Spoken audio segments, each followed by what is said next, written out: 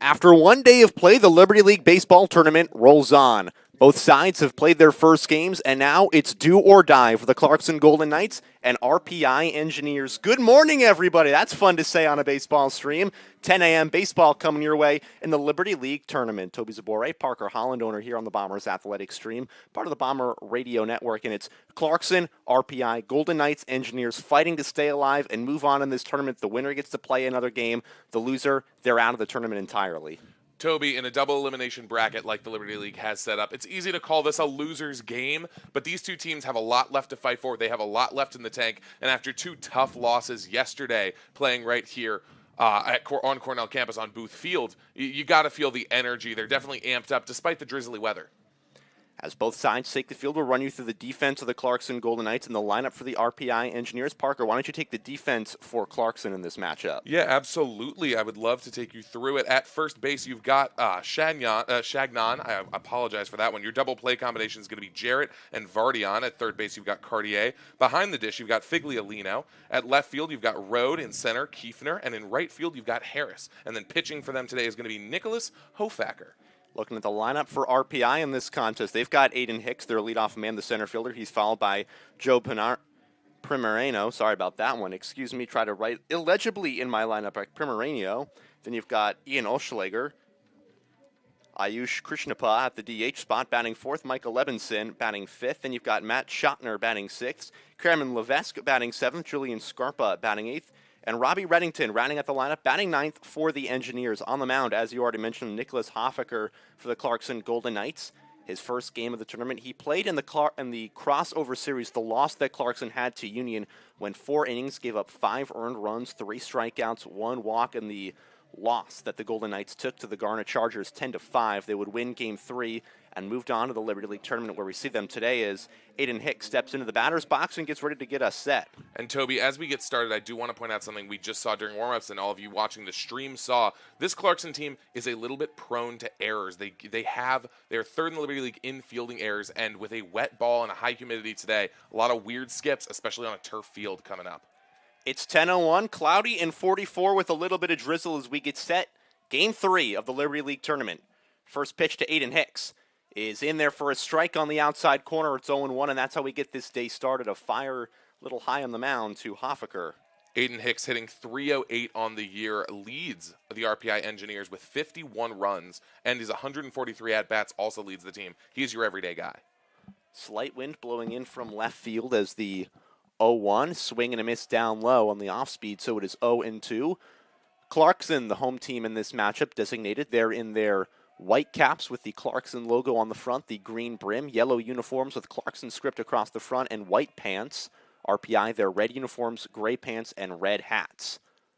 0-2 skips in the turf in front of the plate, so it's 1-2. Here on Aiden Hicks. Hicks, the senior outfielder out of Pound Ridge, New York. It's been a big part of the reason why RPI made it through the crossover series, got to this point in the season, and now he's fighting to keep him alive. 1-2. Inside, 2-2, count runs even. Now, Hofacker has found himself in a really good count early, and he gets to try out a good amount of his stuff. Of his 10 appearances, 7 have been starts. He's been very reliable for this Golden Knights team. Very, very solid, specifically with his 27 strikeouts on the year. Hofacker sets at the belt, fires the 2-2. Swing and a miss outside, gets the strikeout. First batter down on K's. 1 down here in the top of the first for Joe Primerano. Primerano comes in, the second baseman in this contest for the Engineers. What a good season he's had for this RPI squad. Batting .353 on this campaign over his 36 games. Trying to get something started here for RPI. First pitch, he takes right on the outside edge, and back-to-back hitters take the first pitch on that outside corner, so it is 0-1 from Hofacker to Primerano.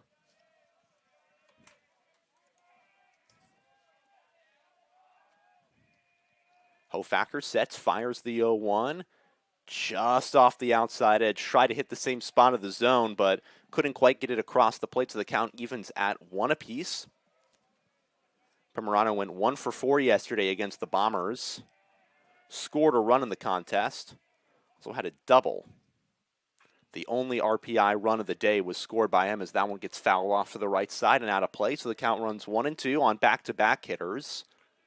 Toby, you mentioned Primerano's impressive stats this year. He's in that rare position where you're not leading your team in any statistical category, but you're such a reliable guy that everything just looks really solid. You mentioned batting .353. He's got 43 runs on just 42 hits. Very efficient player.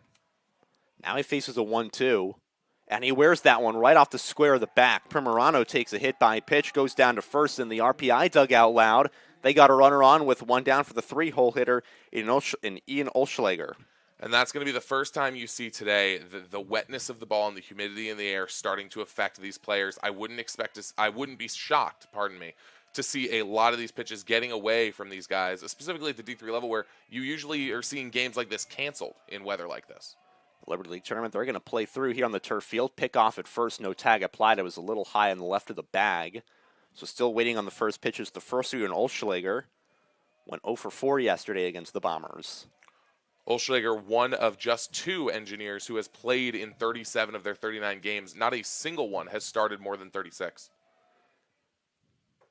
Takes that one just high and by the lettering, so it's 0-1, top part of the zone. We've seen RPI use, as you mentioned, kind of a rotation of players, utility group to try and get through this season, a year which RPI has found great success. 25-14 on the season. They went 12-6 in the conference. That included a sweep of RIT in the Liberty League crossover series. They're the 2nd seed in the East, as that one is taken just off the bottom part of the plate, so it's 1-1 evens on the 3-hole hitter. And Olschlager's got that really big power hitter build that you don't usually see at the D3 level. He's 6'4", 220 pounds, very well built. You can just see in his stance how much potential energy he's building up down there. Check on the runner at first, but he's back in plenty of time. Last year, RPI was the top team in the Liberty League East. They went 11-3 in conference play, won the crossover series, hosted the tournament. They got bounced out of it, as Ithaca would go on to win that tournament. Fly ball hit in the air on the right side, calling everybody off is Harris. Harris makes his way to his right, gloves it, and there's 2 down. So David Harris collects the fly out, 2 down from Hofacker, and now it's the cleanup hitter, Anayush Krishnappa. Ayush Krishnap, a absolutely deadly batter. He's your 2nd best batter on this RPI team. He actually leads the team in RBIs because he has found himself in this cleanup spot so often, almost always going to have a runner on. He loves to drive in his teammates, especially with so much power. He's got 50 hits on the year, most of them for extra bases. Krishnap awaiting the first pitch. Goes after it, chops it on the infield, left side, fielded by Verdon. Verdon, the shortstop to first in time, 3 down. Hit by pitch from the second batter. No thin across for the RPI Engineers. We're through half an inning. RPI no runs. Clarkson coming to bat here in the Bombers Athletic Stream, part of the Bombers Radio Network.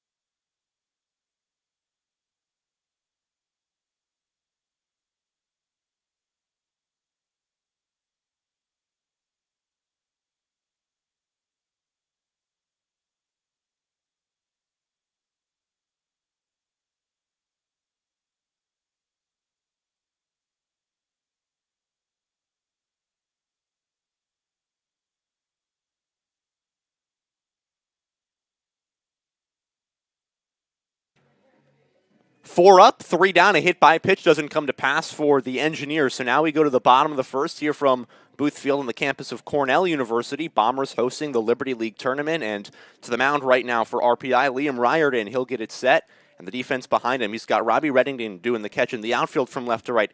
Cameron Levesque, Aiden Hicks, Ian Olschlager on the infield. Julian Scarpa is at first. John Primero is at second. Chotner is at short. Levinson at third, and Reddington doing the catching. And Parker, why don't you walk us through this Golden Knights lineup today? Well, leading off, you've got the right fielder in David Harris. Next behind him, Aiden Kiefner. Then you've got Cam Jarrett. Joe Figliolino is your catcher and your cleanup hitter for the Clarkson Golden Knights. Then it's Bo Vardian at shortstop. Zach Worthington going to be in your 6th spot. CJ Cartier in your 7-hole. James Chagnon, we had to double check that one early. He's your first baseman. And then finally, you've got your left fielder, Will Rhoda. And Toby, for the Clarkson Golden Knights, they are throwing in a lot of batters who have not seen a ton of play this year. They're trying to mix it up, trying to get something fresh going after a tough offensive performance yesterday. You talked about it, a game against Skidmore where it was back and forth early, a close contest, and then it just got away from the Golden Knights. Some big innings from the Thoroughbreds. Let them pull away, got the win. They'll face the Bombers in the next game of this 3-game set today on the East Hill. First pitch is fouled back into the netting to our left, so it's 0-1 to David Harris. The lefty, one of 2 lefties in the lineup for the Golden Knights today. Harris appeared in 19 games, only started 14 of them this season, less than half of the Golden Knights games all year. Takes that one for a ball just outside, 1-1. Harris, one of the first years on this team that has absolutely exploded. Getting trusted with the leadoff spot, and right now the most important game of the season. Takes a pitch, so it's 2-1. Toby, it has been such a crazy year to be a first year in the Liberty League. Obviously, we'll talk about it later, but RPI's got 2 incredible first years. Probably they're the conversation for Liberty Rookie of the Year. But you've got Harris in there as well as Fantel on Ithaca. Sends that one back into the parking lot, so it's 2-2. And you've mentioned it's just a year for first years. And a conference that has long been built off the back of people with a lot of experience. A lot of these teams are showing promise for the future. Was one of the deepest conference in Division III baseball. Swing and a miss upstairs, and once again, both pitchers get the first batter down on Kay swinging, 1 down, and Aiden Kiefner coming up. Toby, you know what a lovely thing to see is early in a game like this with so much on the line? I like seeing a lot of swinging strikeouts. You don't want a lot of backwards Ks in a game like this. As much as you would love a good pitcher's duel, it means that everybody wants a piece of the action today. So Kiefner comes up, the righty, making his first appearance today, the junior out of Seaford, New York. Hits the first one on the air, left side. Levinson moving over. The third baseman calls everybody off, and he'll make a catch just shy of the mound. And quickly, 2 down for Riordan, who's trying to work early in this game and get himself back in the dugout and give RPI some momentum. Quick breakdown on Liam Riordan. In his 10 appearances, he has started for all of them. One of the most reliable guys that RPI has had all year. Called on to start, always does his job. Second on the team in innings pitched. 5-2 record in that time, and has 43 strikeouts, second on the team. First one catches the plate. It's 0-1 to Cam Jarrett. Got a win against RIT in his last meeting. Back on the second, went 5 solid, just 3 strikeouts, 4 walks, 2 hits, but no runs allowed. In the Engineers' 11-0 win over the Tigers that helped clinch their way to a spot in the Liberty League tournament. Now he's got a quick 0-2 count on Jarrett. As the righty keeps his glove high by the mouth, now kicks down, fires for the 0-2. Just high, try to get Jarrett to chase to the top of the zone. He's not going to bite, so it's 1-2. You're up against Clarkson's second best hitter by the numbers in Cam Jarrett. At this point, you have such a friendly count. I'm not throwing anything across the plate. Scored 2 of Clarkson's runs yesterday in a 1-for-3 performance. And he lays off a pitch just on the edge. Riordan thought he had it, so did half the RPI defense, but it just misses the outside corner. So Deuce is truly wild. 2 balls, 2 strike, 2 down. Bottom of the first. Still a no-run ball game. That one skips in the turf, and we'll have a payoff pitch with a full count coming up. Jarrett read exactly the same way I did against Riordan. Didn't want to bite on anything, didn't want to take any risks, and now he works the count full. He's very good at drawing walks, got 13 on the year, but I think he probably wants a piece of this. Payoff, and he gets a piece of it. Left field moving back is Levesque, still moving back, looking up at the wall. He leaps, and it's gone! 2-out bomb for Cam Jarrett. Puts the Golden Knights on the board in the bottom of the first, carries over the left field wall, and Clarkson jumps out on top. Wow, oh my goodness, Cam Jarrett, how explosive. One of just 3 Golden Knights who has played every single game of their schedule this year. Has 29 RBIs already on the year, but there is that actually shocking number. That's just his 3rd home run on the season. He would now be 3rd on the team, pulling away from the crowd that all has 2. That is exactly what you need in a spot like this. Obviously, you would like to be able to drive in a couple more, but my goodness, what a great way to get the offense going for a Clarkson team that needed it. Figliolino takes a pitch outside, so it's 1-0. That one carried over the left field wall right between the 318 and 397 mark, carries about 350. Boothfield 318 down the lines, 390 to dead center, 397 to the power alleys as that one's roped into center field, and it's going to be a single. Drops in front of Aiden Hicks. He'll take a throw on. Stopping at first is Figliolino. Back-to-back knocks for the Golden Knights, a home run, and now a hard-hit single.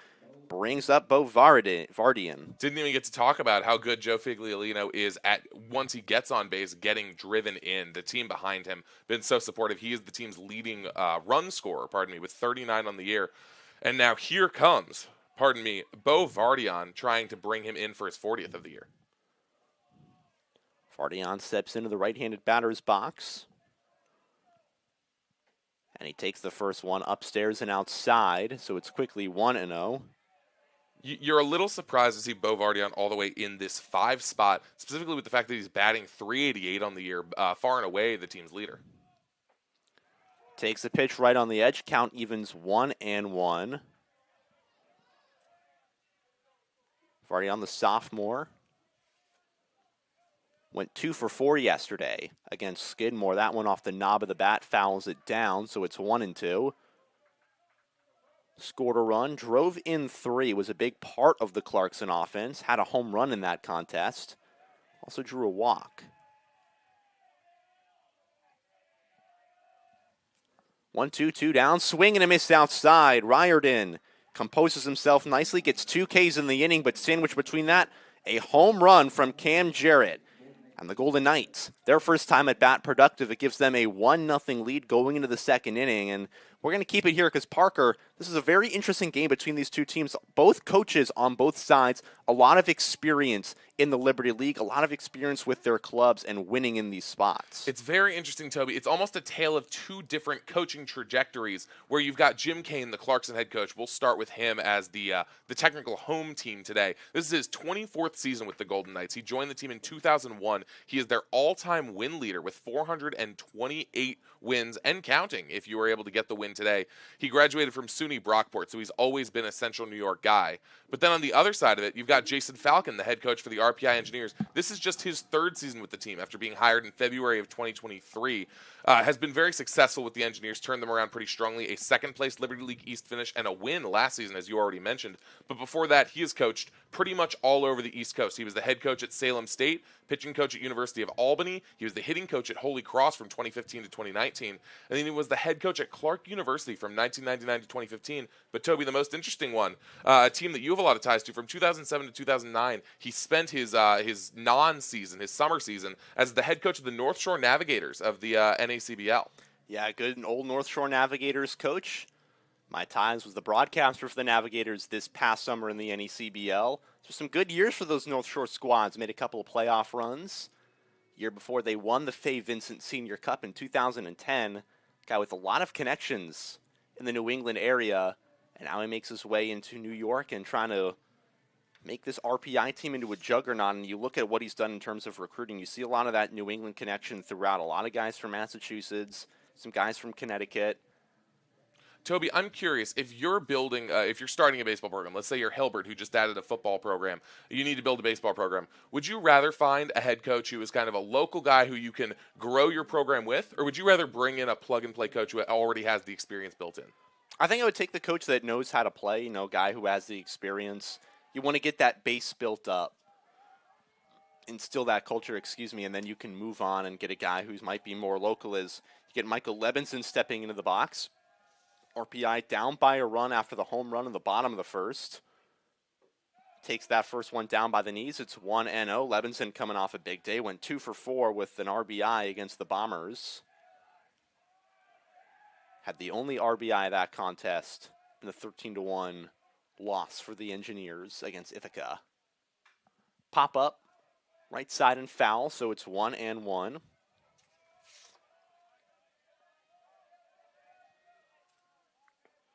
Levinson, a local product out of Briarcliff Manor, New York.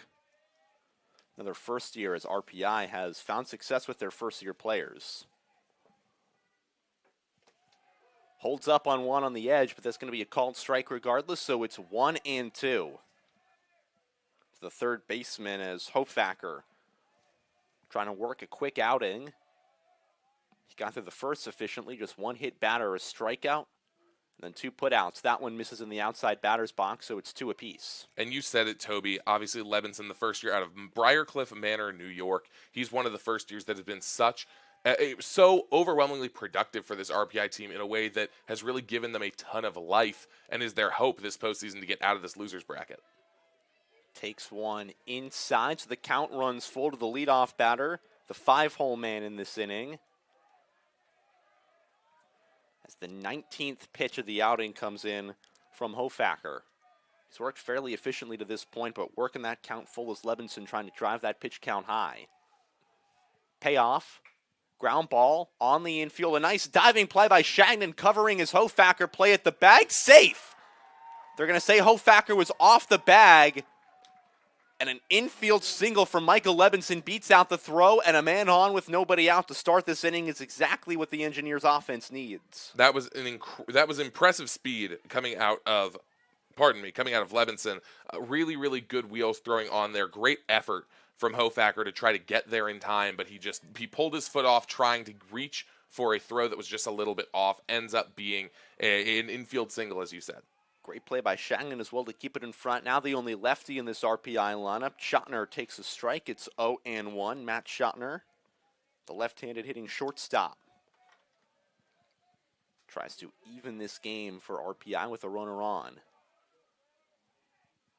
Couple of steps off the bag. Third base all the way in. Shows bunt, drops it right in front of the plate. Stays fair. They're going to go to second. The throw is a little bit high, but they get the tag on the base. Ump puts his hands up, though. He's going to say it's foul. I could see that. It ended up sitting on the plate a little bit. I didn't see it ever dribble into play. It was kind of a bunt straight down, and that would not have been a positive play anyway for the Engineers. That throw was perfectly to second in time. Maybe it was because the ump yelled it off just in time. Maybe the RPI runner pulled off a little bit. Regardless, it's a dead ball. No need to get into the what-ifs too much. You've got Schottner going with his 0-2 pitch. Schottner 1 for 2 with a walk yesterday. Now he's got 0-2 and a runner on, so the bunt is off. Infield at normal depth. Swinging a ground ball left side. Plays the line foul. We'll have to do it all over again. Schottner, not a stranger to an 0-2 count, an experienced baseball player in his own right. Only 10 strikeouts on the year, though. He's pretty good at getting himself out of these situations. Not a guy who strikes out often, so a spot for Schottner to be in. And if Hofacker can get the strikeout here, that would be a big out. He's trying to limit the damage after the leadoff infield signal.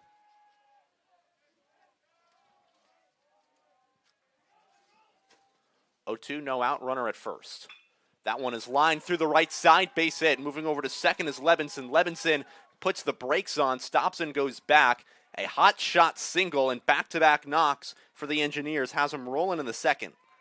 And RPI head coach Jason Falcon playing himself a third base coach today. He was fired up by that hit. That's the momentum they want to get going. No outs on the board, 2 runners on already, one of them clearly in scoring position. And with a guy like Cameron Levesque coming up, you are starting to feel very solid about your chances of tying this game up or maybe something even better. 24 RBIs in the season for Levesque. Hitting .277, a .393 on base percentage. The senior shows bunt, pops it up in the air. Hofacker comes off the mound in a worst-case bunt. Went straight up in front of the mound and sort of towards the right. Hofacker pulls it down. That's a big first out. The aggressive bunting that you see specifically in Liberty League baseball has always puzzled me a little bit, Toby. Even after 4 years of it, I always get shocked how much you're seeing guys saying, okay, I think this catcher might mess up. I think I might be able to get a good enough angle to trick the infield. The aggression that you see from bunting, specifically from teams like RPI and Ithaca, it perplexes me. But hey, if it works, it works. Here comes Julian Scarpa now. Scarpa 2 on, 1 down. Takes a pitch just outside, so it's 1-0. And with nobody out, the bunt makes sense. You try and get the runners in motion, maybe put both of them in scoring position there, though he just couldn't match the pitch and put it down. Popped it straight in the air in a worst-case scenario for the Engineers. So now double play depth for those middle infielders. would end the inning as that one is roped out to right center field. That's going to move everybody over. Looks like it's going to find the gap. Could be more, and it's gone. Julian Scarpa finds the power. Second homer of the day for both sides.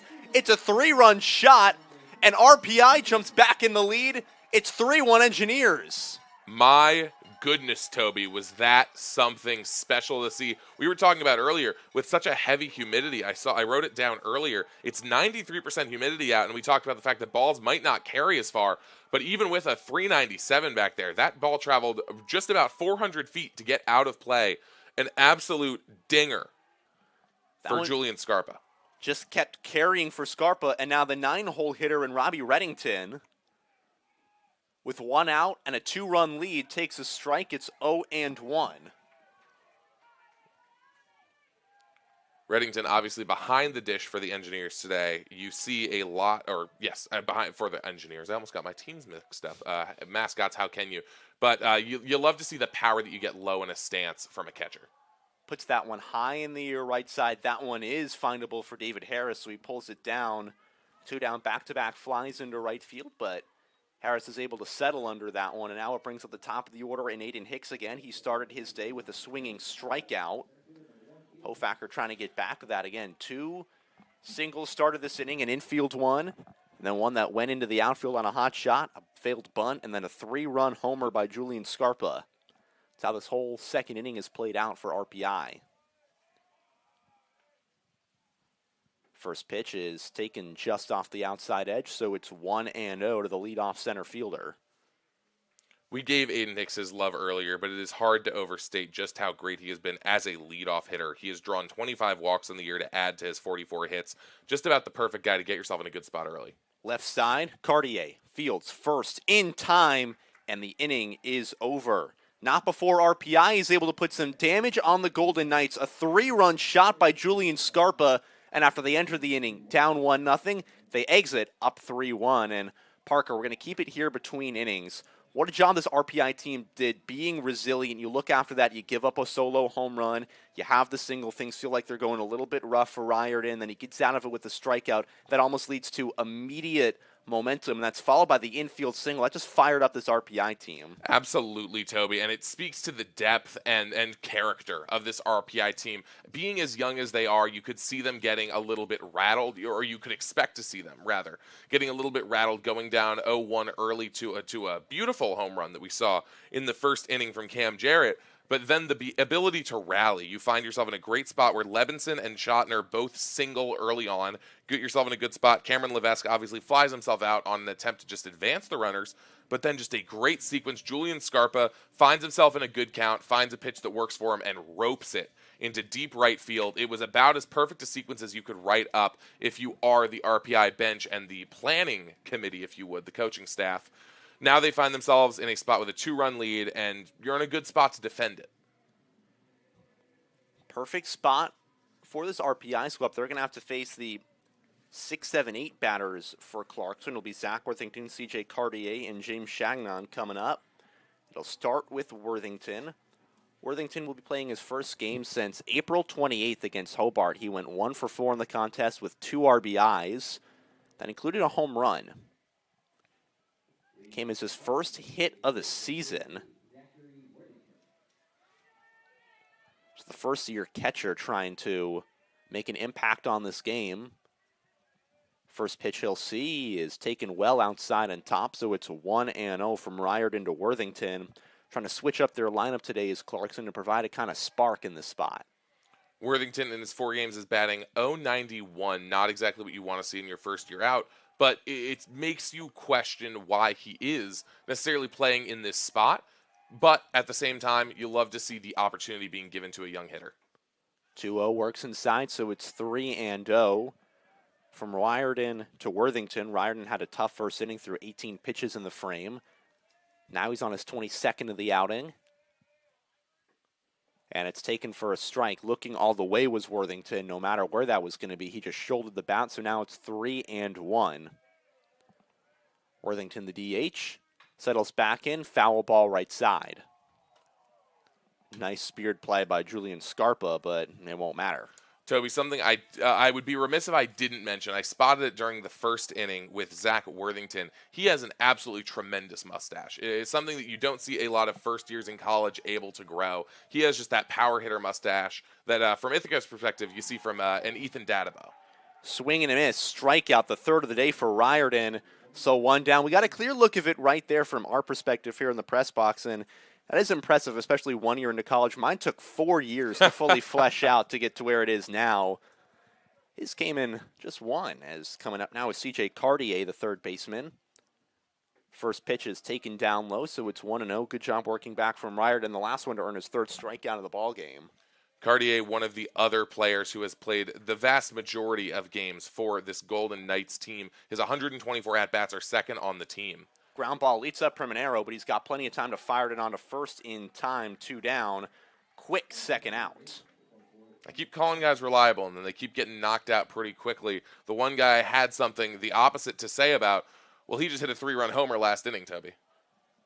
As Primerano was able to gobble up that ground ball pretty easily on a hot shot, so now 2 down for Shagnon. Here in the bottom of the second inning, 3-1 lead for the RPI Engineers after Clarkson took a 1-0 lead in the bottom of the first, both off of home runs. That one skied up on the infield, heading back our way in foul territory.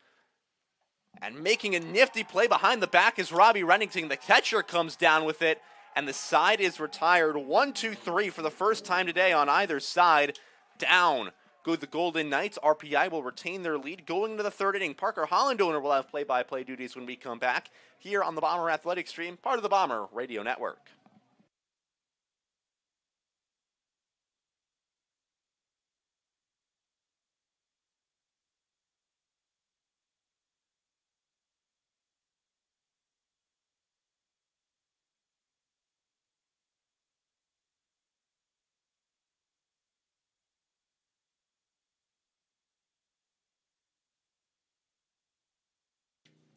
Back here on Booth Field, Parker Hollandoner, Toby Zabore here with you all the way. A 3-1 lead for the RPI Engineers. Pardon me. I'm seeing Guest and Cornell on the scoreboard, and that's gonna mess me up all day. But we know that for a fact after we just saw a gorgeous 3-run homer out of Julian Scarpa, the first baseman for the Engineers. They took a solid lead. Toby, it has been a great start to this game from a fan's perspective, from someone who is enjoying watching some great Liberty League baseball. A scary day if you are one of the teams that might have to face the winner of this game. Yeah, for both sides in the Ithaca Skidmore game, they're watching this one intently because they know whoever loses that game is going to have to face a fired-up squad that now already has momentum. You have home runs from both sides, teams that aren't ready to end their season without a tough fight, and you see these games and in these losers bracket all the time, teams that always fight. And for a team that comes into this spot, it's almost like they gain a lot more power and they become more dangerous because all of a sudden they have nothing left to lose. Well, it's going to be Nicholas Hofacker back out to pitch. He's 30 pitches into his outing after a tough second inning. Not entirely his fault, but a couple pitches across the plate that you couldn't afford to have. For the RPI Engineers for this top of the third, it's going to be the 2-3-4. And here comes the first hitter of that, John Primerano. Was hit by a pitch in the first inning, but got stranded by 2 consecutive outs from the batters behind him. He'd like a chance to get on base and do something with it. And this is a spot where RPI can kind of do damage. You just got to the pitcher in the last inning. You've got an opportunity now where you might be a little bit shaken, especially after their offense comes out and puts up 3 straight outs. Hofacker in a deep stance, deals across the plate. It's a little bit outside for ball 1. Good patience from Primerano. Used that same amount of patience, ended up getting beaned in the first inning. Hofacker takes a long, hard look across the plate before he deals, and that one, same spot, down and away for ball 2. Finds himself in a tough spot early with the ball a little bit tight, a little bit wet early on in this game. Primerano, playing second base today for the Engineers, holds on that swing. That one crosses the plate for strike 1. Finds himself in a 2-1 count early. Still pretty friendly to a batter. Yeah, and for a guy in Hofacker who has only struck out 1, it looks like RPI is going to take the approach of just waiting to let him throw pitches across the plate, and they're going to try and hit him around. 2-1 pitch. That one outside ball 3, a little bit higher than the first 2. Still about as away as it's been. And great patience from Primerano. Finds himself in a really favorable spot. as the team's leading walk taker with 31 on the year already, 32 if you count the hit by pitch earlier. Here's the 3-1 pitch. That one outside, ball 4, and Primerano will take his base for the second time today. Finds himself in a nice spot. The control starting to waver a little bit for Nicholas Hofacker. Just 35 pitches into this outing, has now walked 2. Yeah, and it's putting him in a really tough spot. You see there, he tries to attack that first batter and just miss off the plate early, and because of that, he was forced to throw it across the middle. But RPI is going to shoulder the bat until they get one right down the center that they like. We've already seen that in today's contest. Now it's the right fielder, Ian Olschlager, who beams one into left field. Let's see if it gets down. It gets caught just in time by Rode, who's able to make a great play. Great power behind that from Olschlager. Takes the first pitch, almost takes it deep, but it ends up getting dealt back infield in time by Rode, gets it back, and they are able to stop Primerano from advancing at all. Yeah, good positioning by Will Rode, the left fielder. He was right where he needed. That was hit right at him, maybe 2 steps to his right. If that thing's put more down the line, that's an RBI double for RPI. The designated hitter, Ayush Krishnop, now up to bat as he takes strike 1 right across the plate.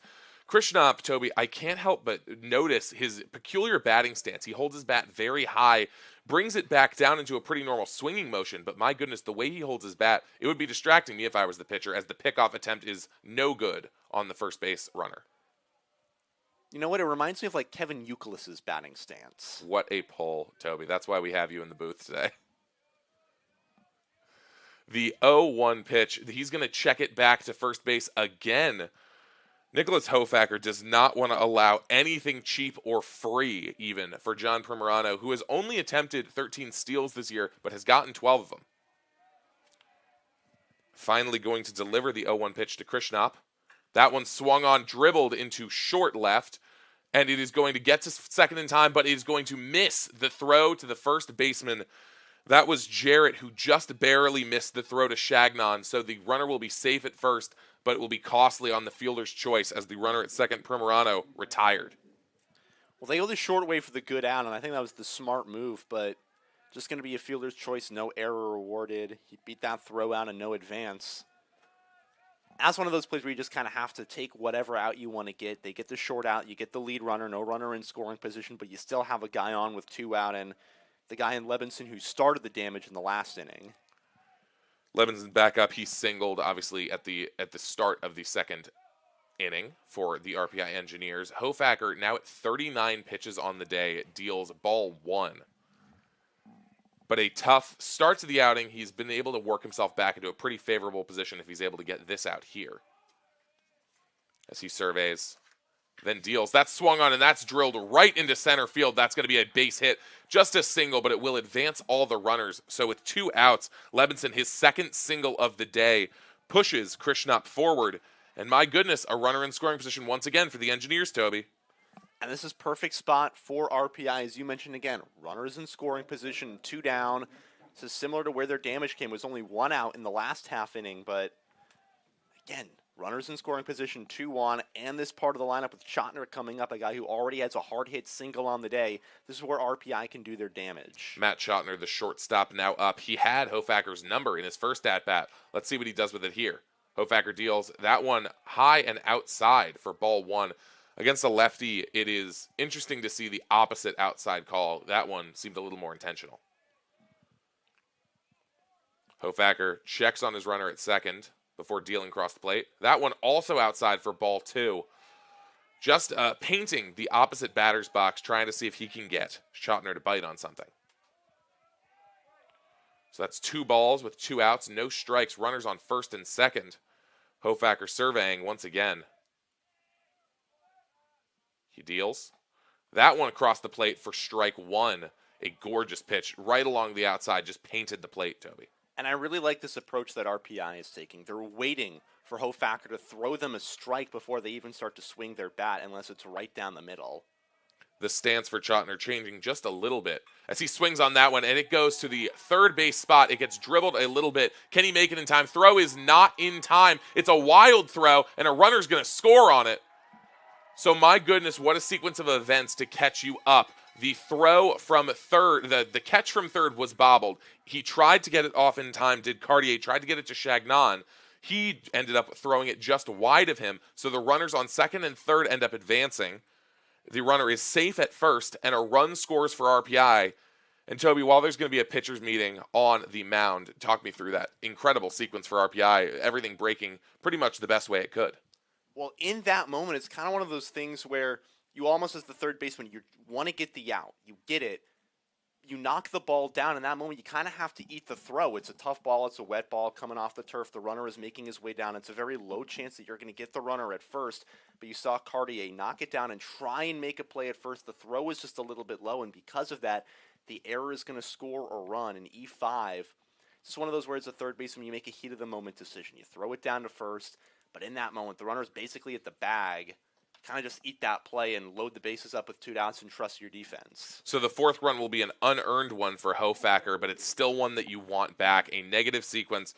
And Toby, you've hit the nail on the head with the patience from this RPI team, the ability that they've had to kind of read what Hofacker wants to do. He's not tipping his pitches as far as I can tell, but they are forcing him to throw across the plate, and then they're taking advantage. As now it is going to be Levesque up to bat, who flew out on a wild bunt in the second inning, pardon me. And a nifty stolen base from Chotner. He just read that perfectly the entire way, and Figliono lost the ball, and because of that, there was no chance to get him. My goodness, such aggression from this RPI team early. In a 1-0 count, runners now 2 in scoring position on second and third. As that is pretty much swung on either way it was across the plate, so it's going to be a 1-2 count, or 1-1 count, with 2 outs. Yeah, he got him on a soar there, perfectly placed at the bottom part of the zone, and regardless of the position, he just couldn't quite hold up the wrists. 1-1 pitch. Cross. That one a little bit high and inside for ball 2. That one, to my eyes, looked very close, but regardless, clean call there for Levesque. The 2-1 pitch with 2 outs. Hofacker surveying. Deals. That one down and away for ball 3, and now you put yourself in a very dangerous position where you potentially walk the bases full. On the other side of it, though, Levesque could have an opportunity to swing away on a lovely 3-1 pitch, see if he could drive 2 runners in. Hofacker taking a second to settle before he delivers. That one swung on and missed for strike 2. And now the count goes full, true full count, as I like to call it, Toby, with a 3-2 count and 2 outs on the board, with the runners in scoring position, though, as dangerous as any full count is going to be. And with Scarpa on deck, you got to throw this one in the zone. That one dealt just low. That's going to be ball 4. And now you walk the bases full for the man who cleared him in this second inning. Julian Scarpa back up to bat in a scary position for Nicholas Hofacker. Yeah, and that's why you didn't want to walk the bases loaded. This was the guy with a 3-run shot to right field his last time up in the last inning. You got nowhere to put him. You're a bit wild in the zone. You're at 51 pitches right now. You have to throw strikes to Scarpa, and that's what he does damage on. First pitch to Scarpa is fouled away. Some aggression early from number 16. I will say, Toby, though, if you are trying to get someone who will get over his skis a little bit and bite a little bit early on one of Hofacker's just outside pitches, it's going to be Scarpa. He leads the Liberty League in strikeouts with 50. The next guy below him has only 36 on the year. He swings at almost everything. The issue is he has a ton of power behind it if he makes contact, as that 0-1 pitch is inside for ball 1. You said it's 7 home runs coming into this at-bat after his last one in the second inning. He's got a lot of pop in his swing, a slugging percentage of 400, but you also said at 50 strikeouts, he'll bite on stuff low, but he's got a lot of power in the 8-hole, and that's what makes RPI so dangerous. Good patience today as that pitch is swung on and fouled away. You can just see the power. He's not quite getting the barrel on it, but you can see how much there is behind that swing. A great stance from him, great rotation, just a really beautiful delivery. If he had a little bit more patience, he could be one of the more electric hitters you've seen. Already showing the power today as Hofacker's going to call for a fresh ball, a little bit wet, a little bit scuffed up on the turf today. Yeah, and in a 1-2 count with 2 outs and the bases loaded, you want a perfect pearl out there on the mound that you can just work with and dial up your best pitch, because this is the out that you need to get. I don't think it would be easy to throw a pearl, but at the same time, I definitely hear where you're coming from as Hofacker's 1-2 pitch to Scarpa. That one is swung on and fouled away right into the Clarkson dugout. That had some heat behind it. Some guys had to skip out of the way. All the runners with 2 outs and 2 strikes on the board, if they see the bat moving, they're going to start running. You saw some good leads, but nothing too aggressive from RPI. They want to get some runners on. You do not want to strand 3 guys when you have an opportunity to take a huge lead in just the 3rd inning. Yeah, big knock here could be devastating for Clarkson. 1-2 pitch from Hofacker. Delivers, swung on, fouled away again. So the 5th pitch of the at-bat will only result in a 1-2 count again. Still 2 outs on the board, but really good fight from Julian Scarpa. Found himself in a bad count early, one of those counts that you would expect him to strike out and still could, but he's done a great job of keeping himself in here as Hofacker takes a very deep stance, trying to find a way out of this at-bat safely. Delivers. That one high for ball 2. Scarpa keeping himself alive, not biting on anything crazy so far. You go back to yesterday for RPI. They have a position to really jump on the Bombers. RBI single, a chance with 2 outs on a runner in scoring position. They just can't convert. And after that, the Bombers played 6 runs in the next inning to break away. This is your chance to reverse that. 2-2 to Scarpa, swung on and fouled back into the Clarkson dugout again. Maybe he's trying to do some damage back there. But definitely good aggression from Scarpa, but really good selection at what he's swinging at. This is going to be, I believe, the 7th or 8th pitch of the at-bat. Regardless, he's kept himself alive very cleanly. And Scarpa dueling Nicholas Hofacker here. Pardon me. That one is fouled away again, and the RPI dugout excited about a long at-bat like this. This is going to be, I believe, the 52nd pitch for Nicholas Hofacker going into this delivery. Yeah, regardless, you've worked that pitch count up. This might be the last batter he faces. Clarkson does have a man warming in their bullpen. Scarpa against Hofacker. He deals. That one swung on, fouled away once again. My goodness, Toby, is this a war of an at-bat? He is battling right now because both guys don't want to give him anything. Hofacker wants to get him out on a pitch kind of the outside. Scarpa remembers that last at-bat where he parked one over the left field wall. Hofacker remembers, too, he's not going to give one right down the plate, and you're going to have to calm down the RPI dugout, which has been loud. If you're a head coach, that's a thing you like to hear. That means your guys are in it. I'm surprised. Tournament play, you get a little more regulation. I am surprised to hear them getting quieted down early. The ump also just called for extra balls as the 2-2 pitch is outside, and it gets corralled just in time by Figliolino, who had to stave off. The runner from third specifically really wanted to get aggressive there. But now the count goes full, 3-2 with 2 outs and the bases loaded. This is about as high stakes as it gets and could be the defining pitch of Nicholas Hofacker's playoff outing. As he deals, across the plate, swung on and fouled away. The runner's moving no matter what. The ump has to call for a fresh set of balls. He is fresh out. But my goodness, Toby, if this isn't Liberty League playoff baseball, I don't know what is. And this is perfect. The ultimate payoff pitch with 2 outs. If Hofacker gets out of it, that's momentum for Clarkson down by just 3 to earn their way back. If Scarpa's able to win this battle, it's at least 1, if not more, across. Booth Field is loud in the rain. The ultimate payoff pitch. Dealt. Inside ball 4, and a run will be walked in by Nicholas Hofacker. Julian Scarpa, famous for his strikeout numbers, shows the patience, does not bite, gets himself on base with an RBI walk. And what a way for him to work his 21st walk of the season. An RBI walk makes it a 4-run lead for RPI, and you've already run that pitch count now all the way up to 63. You've brought another run home. It's a 4-run game. You are in control of this contest. Now it is 5-1 in favor of the Engineers as Hofacker deals strike 1 to Robbie Reddington.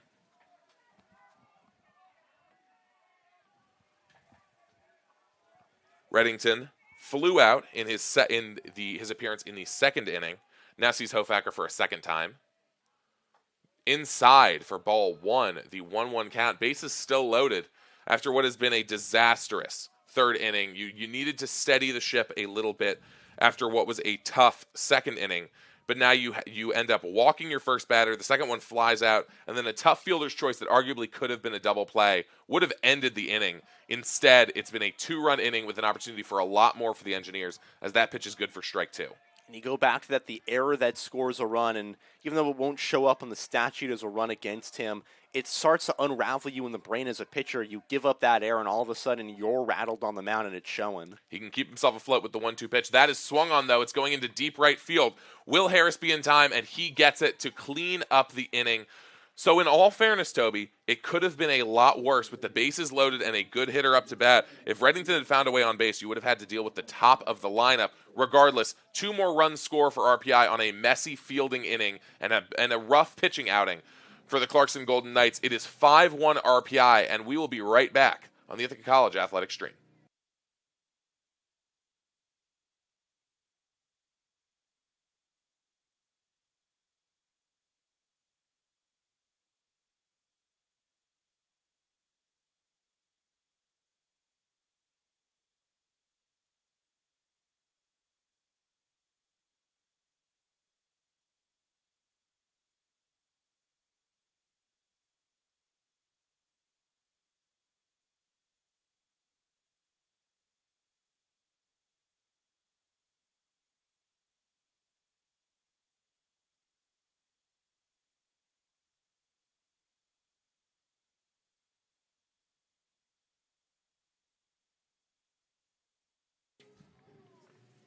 And the catcher, Reddington, jogs back out, got fully into his catcher's gear after being the final out of a great offensive outing for RPI. Now they want to keep it going. Liam Riordan had a lovely rest. Welcome back to the Ithaca College Athletic Stream. We're here on Booth Field at Cornell University. Thank you so much to them for hosting us today for the Liberty League tournament. It is currently 5-1 in favor of the RPI Engineers over the Clarkson Golden Knights, but they've got a pretty strong part of their lineup coming up for the bottom of this third inning. Will Rhoda, the left fielder, going to be up for the first time today. Then it's the top of the lineup coming back up in Harris and Kiefner. And Toby, Clarkson really needs to get themselves back in this game with some aggression. And the good news if you're Clarkson is Riordan did sit for a while in that dugout. His arm might not be fully fresh. This is the perfect spot to jump on him and try and get a few guys on early before he's truly warm and already have him pitching in a tough spot. We don't have time for a good rest versus rust debate as he deals across the plate. Riordan does. Ball 1, just a little bit low and inside to Will Rhoda. We talked about Rhoda a little bit. He's one of those players for this Clarkson team. Hasn't seen a ton of love. Only 16 appearances this year, 11 starts in total. Just 30 at-bats. This will be his 31st. But he's already doing pretty well. Takes himself into a 2-0 count. And that one called just inside for strike 1. Rhoda finds himself in a 2-1 count early. Rhoda already scored 3 runs on the year, has just 7 hits total as he finds himself in 3-1, taking ball 3, pardon me. And Riordan, Toby, you alluded to it, but he's had a pretty soft outing so far. 27 pitches, that's his 28th, is fouled away to bring the count full against Rhoda. But a pretty chill day, all things considered, just giving up a solo home run in the first to Cam Jarrett. Yeah, and this is a spot where you really want to get that first batter out and show that the long wait didn't take anything off of your arm. A long wait for the payoff pitch. Swung on, that's going to be dribbled right to the pitcher. Riordan's going to deal it to his first baseman, Scarpa, and that's going to do it for his first batter of the outing. A lovely, quick sequence for Riordan and his first baseman in Scarpa. And the first out is Rhoda as David Harris, the right fielder, comes back up to bat. Yeah, that's exactly what you needed. You get off the mound, get the out there. In a full count, you're able to work your way back. As a pitcher, you have that mentality. You love when your offense scores runs. You want to have that run support behind you, but at a certain point, you also are like, all right, I just want to get back out there and stay in my rhythm. Harris struck out in his first outing, takes ball 1 low and away. Especially when you only have 33 pitches into your outing, now just 34. When you're dealing, you want to get right back out there. That one right across the plate for strike 1. Harris watches it fly across. Some great patience, something that is to be admired in a lot of spots. But if you're David Harris, who has found yourself in a spot, you only have 13 strikeouts in the year, have only drawn 8 walks, you're usually getting a hit, or you are hitting something that is getting yourself an out. You're a contact player. So see what you can do. You take ball 2 here. Yeah, 18 hits on the season, batting .327 and .415 on base percentage. He's a contact speed kind of guy. Riordan gets the bite as Harris swings and misses. Strike 2. The 2-2 count with just 1 out, nobody on for Harris, the top of the Golden Knights lineup. He's looking for the 2-2 pitch from Riordan. That one swung on and belted to the first baseman. That's going to be caught beautifully by Scarpa early on, having one of the games of his life. He will help retire the second batter in Harris. And up to bat now, Aiden Kiefner. absolutely dangerous player for the Golden Knights, but with 2 outs, how much damage can he really do? Yeah, and it might be too early to assign anything to Scarpa, but already a nice line out where he just gloves it perfectly and 4 RBIs. That one is fouled away down the first base line. He's having himself a game 3 to remember.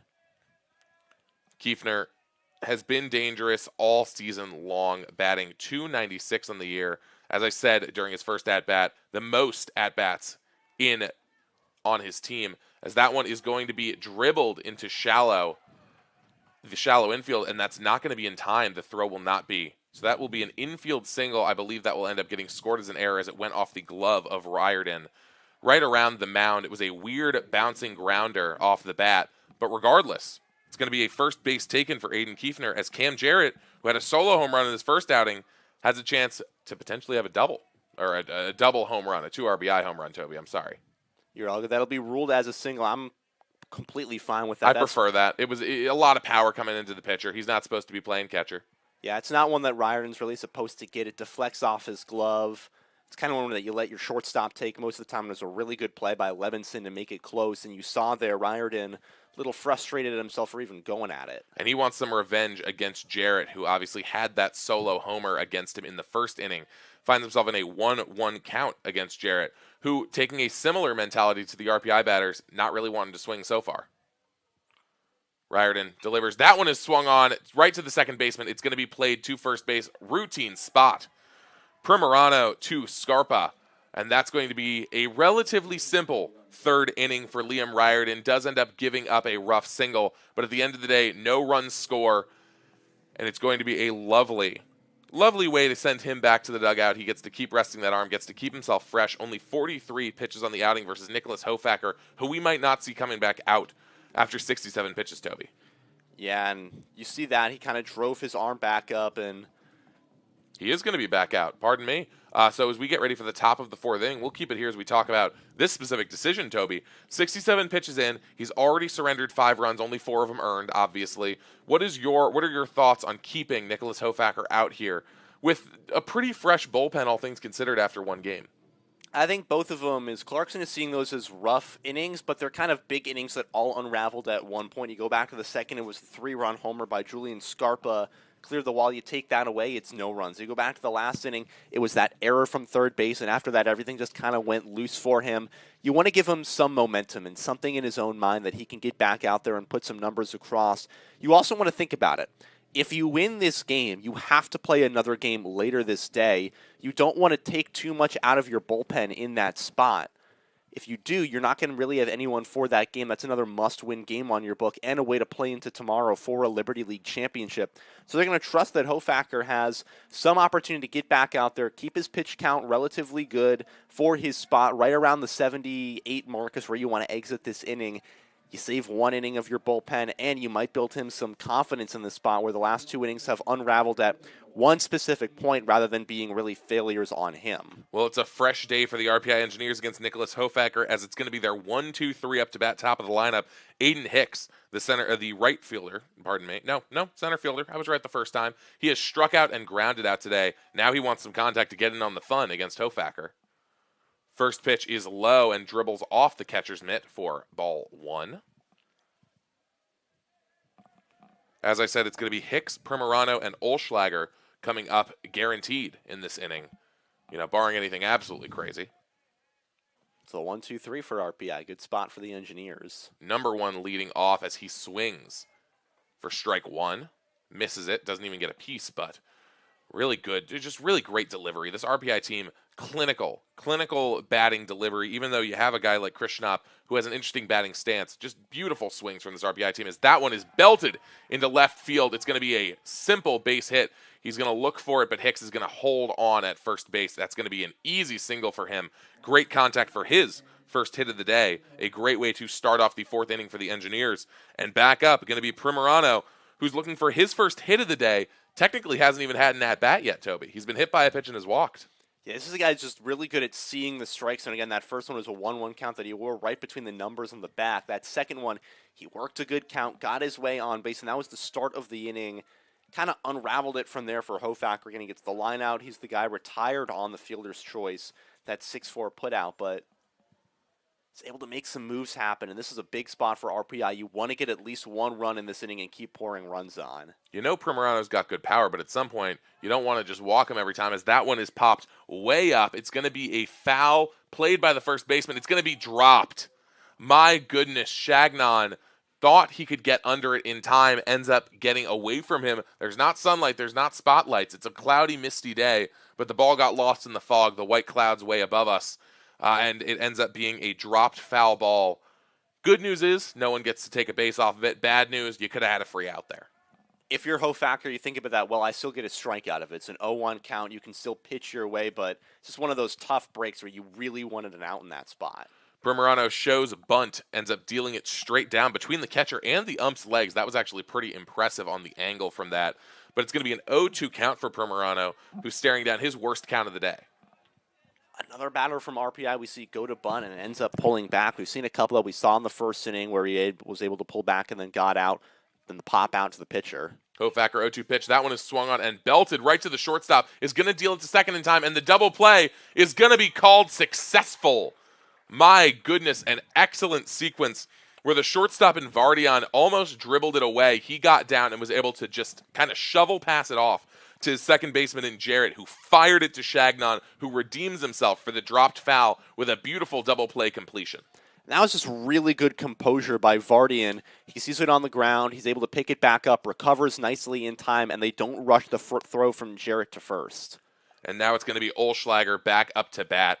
And Hofacker, not saying it was intentional, but throws very far and away. I would be very scared of Olschlager's power and reach at, I mentioned before, 6'4", great frame for taking a ball yard wherever he sees it. But he's got a 1-0 count early. Has flown out both times. That one is popped into shallow right field. Harris is going to call for it, and he'll complete it. The third flyout of the day for Olschlager in the fourth will end the top of the fourth for RPI. Their first inning, where they're not really able to get much of anything going. Their first inning without runs. Pardon me, they did not score anything in the first, but it's the first they don't leave a runner on base, and that is a really good sign for Hofacker. He gets out of it with just 73 pitches. Don't be shocked if they throw him back out there going into the fifth inning, especially if you want to keep that bullpen kind of alive for a potential game later today, especially if their offense gets a run across here. I would want to see him back out for the next inning. Absolutely correct. I'm in the same boat with you, specifically with the fact that he was able to force a ground into a double play. That is exactly what you need in a spot like this, where even if you're giving up a hit, you're still finding ways to get those batters retired. Obviously, it's not entirely on you. Your infield has to play together, and you need the batter to bite just right on the pitch. But that was great delivery by him, great composure by Hofacker overall in a tough spot. And now Liam Riordan going to need to show that same composure in a game that is suddenly starting to look a little bit more competitive. That being said, he's going to see the middle of this Clarkson lineup. It's going to be Joe Figliolino, Bo Vardian, and then Zach Worthington with the great mustache that we talked about before, the designated hitter. But first up, it's going to be Figliolino as Riordan gets himself warmed up. I think this is the perfect spot for Clarkson. You get a lot of momentum after that last half inning. Leadoff single, and then you get an immediate well-played double play followed by a quick flyout. Quick inning for your pitcher, and now you go back up there to hit with the middle part of your order, and some of the only guys that have done anything today for this offense. Again, Figliolino, he got that single back in the first. That was the last hit until the last inning in the third. This is a spot where Clarkson can really jump on RPI and get 1 or 2 runs back. The junior out of Freehold, New Jersey, is 7th in the Liberty League in runs scored, 10th in doubles with 10 on the year, and 9th in total OPS. He's batting over 1,000 this year. Absolutely effective player. Playing behind the dish is Joe Figliolino as he fouls that one away for strike one. Yeah, Leolino. Again, he had that single that came after the home run, the sequencing, a perfect spot for this Clarkson squad. As he takes that one low and away for strike one. I think right now, if you're Clarkson, you kind of want to work this pitch count up for Riordan. He hasn't had a really challenging inning at any point today. That one is fouled away for strike two. And as we were talking about, Toby, Liam Riordan, in his 54 innings pitched through his 10 starts, 43 strikeouts, is second on the team. He's only allowed 30 runs only 24 of them earned. This is one of those guys who he gets you into the 5th or the 6th inning, and then he gets out of there and hands it off to a great RPI bullpen. That being said, in a playoff series like this, like you mentioned, if they win, they've got another game later today. You might want to see how long you can stretch him and still have him fresh for potentially 2 games tomorrow. Especially when you're up by 4 runs, you kind of want to take this into the breaking point. 2-2 pitch away for ball 3, and that will load the count against Figliolino. Figliolino takes a second before getting high up in the batter's box, takes a low stance. Riordan payoff pitch, swung on, strike 3. Figliolino sent back to the dugout in disappointment. His first strikeout of the day, and I believe the 4th on the day for Riordan. Good job by Riordan there. Again, you're sitting on the bench for a little bit. You're trying to get back in your rhythm. First batter strikeout. That's the 3rd time today he has set the first batter of an inning down on K's. All of them swinging. Again, it's that high changeup that's just getting guys out of their feet. That's a good one, Toby. That's a good pull from you, as it's going to be Vardian up to bat. He swings at strike 1. It ends up being a little bit inside and gets away from him. The pitch mix today from Riordan has been really good. It's stuff inside with movement and then top of the zone fastballs and changeups. Swings at strike 2. Vardian was the hero of that double play last inning to potentially extend Nicholas Hofacker his pitcher's outing. He ends up making a great play at shortstop, but so far today he has only struck out in his sole at-bat as he swings and flies that one into shallow right field. Everyone running towards it. Can they get there? It's going to drop foul. My goodness, it could have potentially dropped fair. If it had been on just a couple inches to the left, I don't think anyone would have gotten there in time. Would have been a lovely single for him. Instead, he keeps himself alive in an 0-2 count, but now he already had that adrenaline. See if he ends up in an altered mindset with an 0-2 count still against Riordan. And it only drops foul because of that pitch mix. He was so late to it because it's inside, little bit out, and then all the way off. Riordan, 0-2 pitch. Across the plate, swung on. He loses the bat. And he still strikes out, but that bat went flying towards the Clarkson dugout. At least you're throwing the bat at your own team. If that had been towards the RPI dugout, I think we could have seen some action. Yeah, that's one where you got to go back and you got to put some pine tar on the handle of that bat because it is a slippery day. It's wet. It's misty. It's tough to keep a handle on the lumber. That was an absolute helicopter. As Zach Worthington, the designated hitter, swings on strike 1, he's already struck out today, one of the 5 that Riordan has already recorded today. He's looking for a 1-2-3 all strikeouts inning as his 0-1 pitch is down. The catcher tries to check up on Worthington a little bit, see if he got him to swing. That one, a little bit of a cheap call. He didn't do anything. The 1-1 pitch. That one right across the plate, off speed for strike 2. That just dropped right into the middle part of the zone. It looked like it was going to be high at the letters until about a foot in front of the plate. Absolutely beautiful as Riordan on the 1-2 pitch. That one is skied into right center field. It's going to be 2 outfielders running to play it. But it's going to move, and it's going to drop fair. My goodness, the wind took it at just the last second, and it's going to be a double for Zach Worthington, showing off great speed in a moment that he didn't have any reason not to keep running. So he just took off, and it was a bit of a miscommunication between Hicks and Olschlager. And wow, the wind just took it. They got a bad look at it. Maybe I was right. Maybe this fog really is affecting visibility when you get those high fly balls.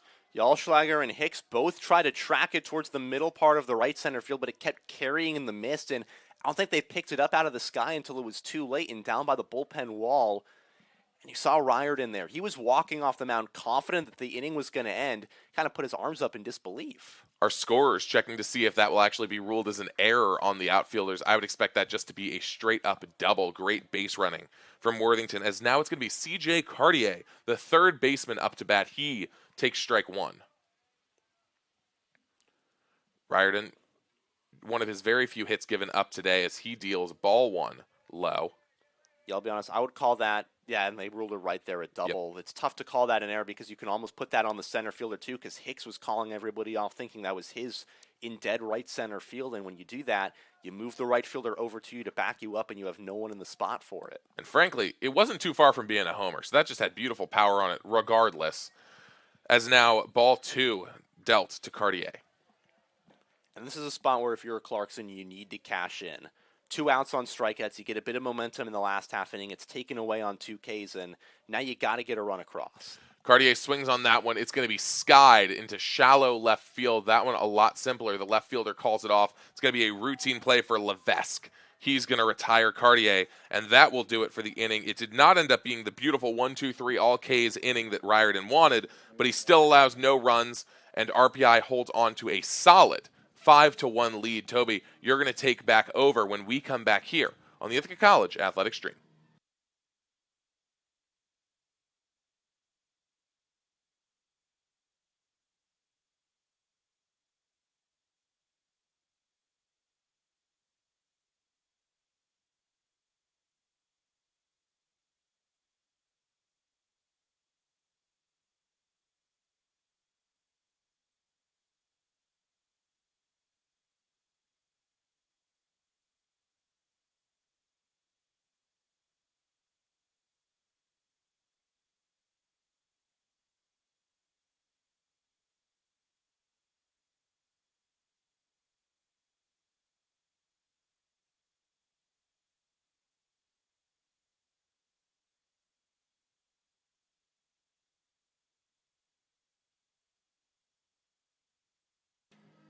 RPI gets out of a 2-out jam in the bottom of the fourth, so we're on to the top of the fifth inning. Hofacker back out on the mound for the Golden Knights here in Game 3 of the elimination game of the Liberty League Baseball Tournament. Engineers and Golden Knights fighting to play the loser of Bombers and Thoroughbreds. That game coming up right after this, Game 4 of the double elimination bracket. Right now we're in 3. Toby Zabore, Parker Holland donor is back on the mound. Hofacker, he's going to try and work one more inning before they turn it over to the Golden Knights bullpen. He'll have to face the heart of this order, 4, 5, and 6. Krishnop, Levinson, and Schottner, all batters who have reached at least once. Krishnop coming up the DH, the only one of the 3 not to have reached twice in this contest. He reached on the fielder's choice, came around to score back in the third as part of that 2-run inning for RPI.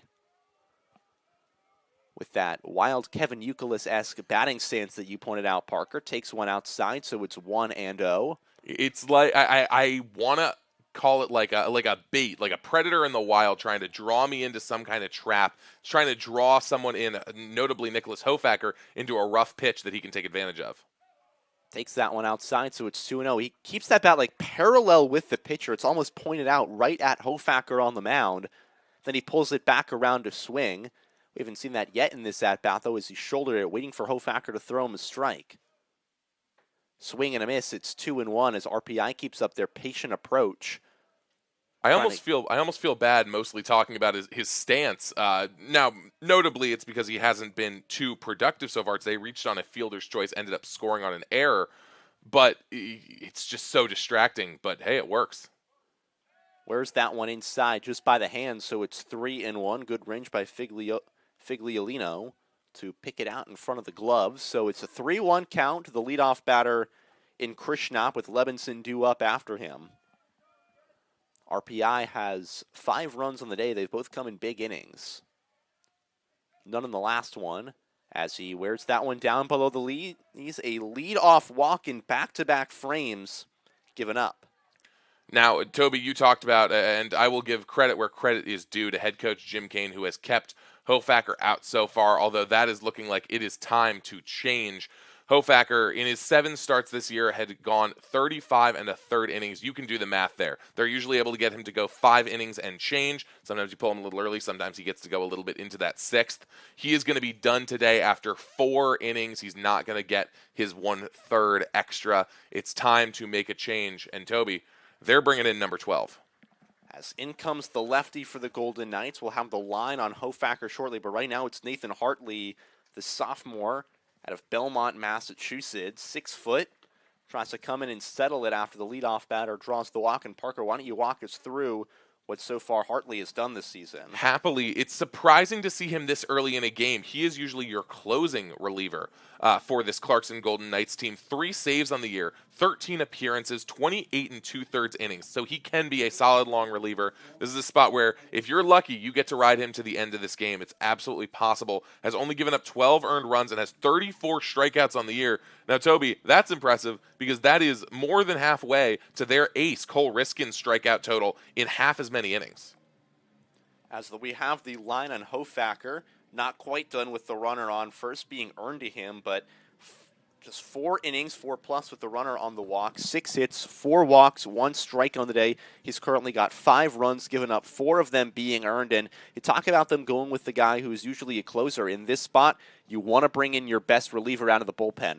Runner on first, you're down by 4. Still a chance to be very much in this game, but you need to get outs right here. You cannot allow more runs to score. Yeah, and 80 pitches in the outing by Hofacker. That really ended up being the deciding factor. His arm was starting to get tired, and on a wet day with misty conditions, you can't afford to be losing control, especially against an RPI team that caught fire early as far as bats are concerned. So Hartley coming in, he pitched 1 2/3 on the 4th against Union. He also pitched 2 2/3 on the 3rd against the Garnet Chargers, both of them being wins in that crossover series. 4 strikeouts combined over the 2 performances. His first performance, 2 2/3, no runs, just 2 hits given up on 3 Ks. The second one, more of a struggle. Gave up 3 earned runs on 5 hits, a walk, and a strikeout. Pitches taken down for a ball below the knees by Levinson. So Michael Levinson, a runner on first, nobody out. Up by 4 runs. Levinson, 2 singles on the day, has come around to score both times he's been up at the dish. Takes another one outside, puts the hand up for Krishnop not to run, so it's a 2-0 count now to Levinson. Levinson been very patient today, playing third base. He has been really the main factor in the RPI dominance. Obviously, you give some credit to the 3-run homer that happened in the second inning, but at the same time, his pair of singles have really showed resilience and a lot of aggression from this RPI team. Well, he was swinging for the downs there. It's 2-1 count now, nobody out. And the bottom of this RPI order, middle to bottom, has been absolutely productive. Takes one upstairs, so it's 3-1 on to Levinson. I got to say, Krishnop really wants to see if he can get a piece of second base early. He wants to get himself into scoring position, pardon me. He takes big leads. He's lanky. He's got a lot of speed built up in those legs. Swinging a line drive foul, so count runs full, 3-2. Talk about the top of the lineup. Just 1 for 5 on the day with a walk and a hit by pitch. Meanwhile, you go over everybody else. Just about 5 for 11 on this day for RPI. The runs have all come from the 4 through 9 hole. The RBIs all coming out of the 8 spot. Foul tip off the plate, so staying alive is Levinson. He tipped it off into the catcher's mitt. That's going to do it for him. You are right there, a foul tip strikeout. So the second strikeout of the day for Clarkson pitching. First of the day for Hartley, 1 down with a runner on 4. So now it's Matt Schottner. Schottner comes into the spot with 2 singles, a run scored, and a stolen base. He was stranded at third back in the 3rd inning. First one skips in front of the plate. Good stop by Figliolino. Runs out to look back Krishnop. You got to be quick on that if you're Figliolino. We've already talked about Krishnop, really aggressive, wants to get this stolen base. The way he's been leading and the way he's been taking off upon any swing, he is very confident that he can beat you to pretty much any plate if you make a tiny mistake. 2-0 now to Schottner, who takes it down low. Schottner, 2 hits on the day, has brought him up to 29 on the season. That'll drive his average up. Came in today hitting .245. The lefty, the only one in the RPI lineup. Swing and a miss. A beautiful change piece brought out by Hartley, so now it's 2-1.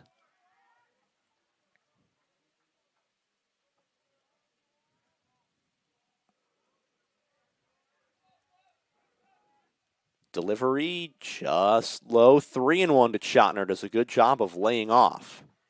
It's interesting to see the almost thoughtless communication that this RPI team has. Schottner just passively saying, hey, don't go anywhere, to Krishnop, making sure that he doesn't get too aggressive on anything.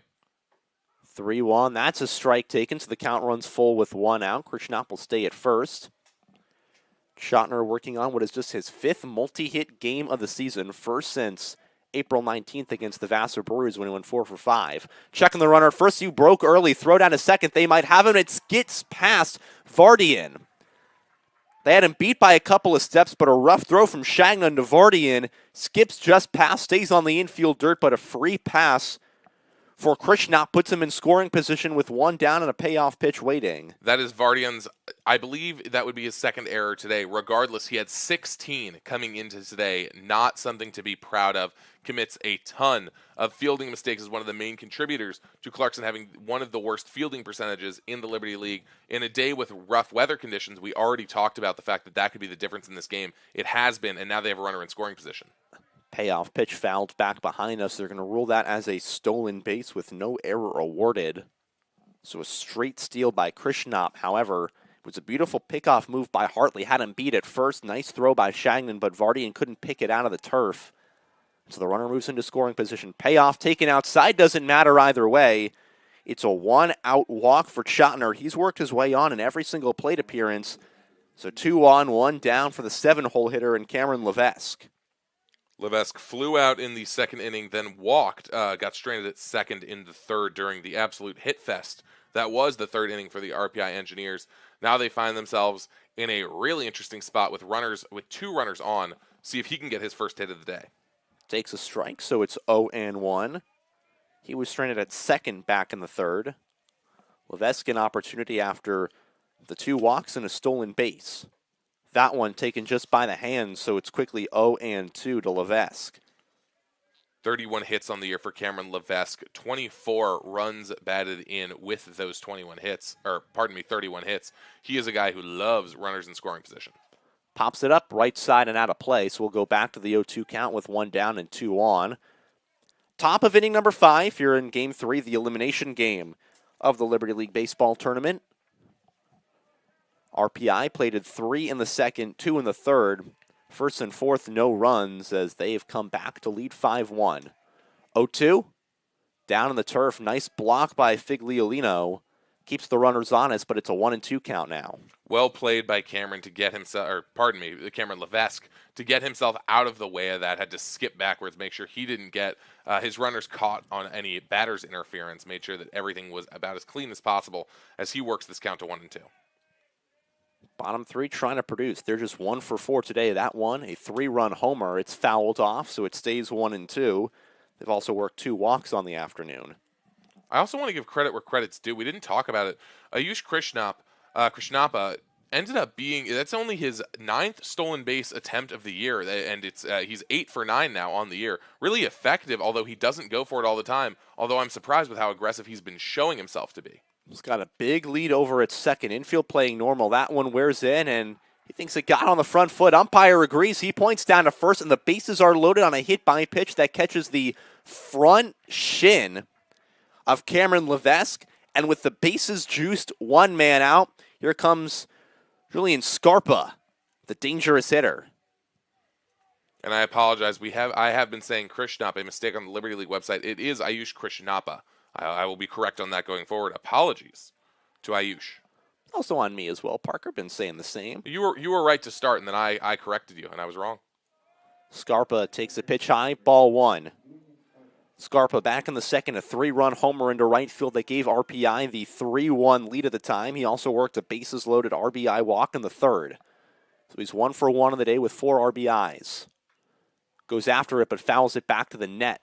So it's 1-1. That was after a long, drawn-out battle with Nicholas Hofacker.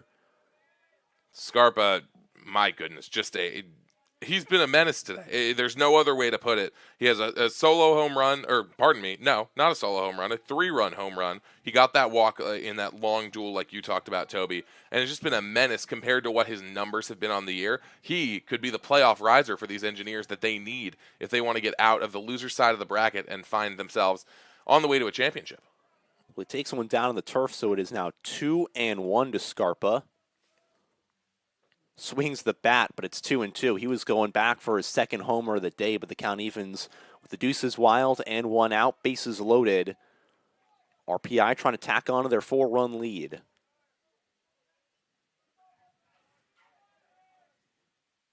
That one laced left field, but it gets down into foul territory and will leave the field of play, so we stay at 2-2. That was a terrifying amount of power behind that. That looked like it was going right to the flagpole in left field. I think if that had been just a little bit to the right, maybe that left field fence could have caught it. But either way, that was absolutely barreled. Foul back to the net, so we stay at 2-2. He's already reached his season high for RBIs with 4. The next one was 3. That was most recently earned against Hobart on April 14th. He's only ever had 2 hits in a single game this season. Trying to match that here, a home run would set a single season mark for the most in a game.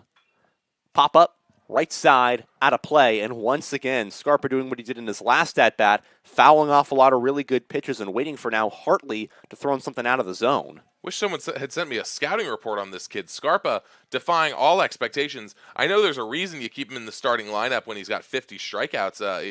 50 strikeouts and 130 at-bats. You usually bench a guy like that. But my goodness, his ability to fight his way into these, as he does end up swinging and missing. His 51st K of the season, had 20 walks, and good job there by Hartley reaching back on the fastball and getting him to strike out. His second K of the afternoon. Both have come in big spots, and so the bases loaded 2 up. It's now up to the 9-hole hitter. Robbie Reddington has flown out twice to right field. He is one of just 2 RPI batters not to reach base this what is now still morning. Just 11:23 a.m. on the East Hill. Normally we're used to saying the South Hill on these broadcasts, part of the Bombers athletic stream, but playing over at Booth Field on the campus of Cornell. 1-0 to Reddington. Swing, and he just misses on it, so it's 1-1. You may have already mentioned it, Toby, but a pair of flyouts on the day for Reddington. He's been solid behind the dish for the RPI Engineers. Has not been able to get anything going for the offensive side, but with the bases loaded, he might have something in the tank. Foul tip to the right side, so it's 1-2. On base percentage of .304 entering this contest. He's got 8 RBIs on the season. As time is taken by the umpire to run out and just hand the ball over to Hartley. That gives enough time for the catcher and Figliolino to reset as that one kind of wore off the shin guard of him. Ump also took a second to clean off home plate. The turf starting to get kicked up a little bit here. A lot of great lower foot motion, ankle motion from the batters here, kicking up a lot of spare turf. 1-2, that one flied out to left field, moves over Rhoda. Rhoda moving over, now settles under it in front of the warning track. Glove side, makes the catch, inning over. That could be some momentum for Clarkson. RPI loads the bases. The Golden Knights get out of it. Still 5-1 Engineers as we go to the bottom of inning number 5 here on the Bombers Athletic Stream, part of the Bomber Radio Network. Clarkson trying to jump back out on top of RPI.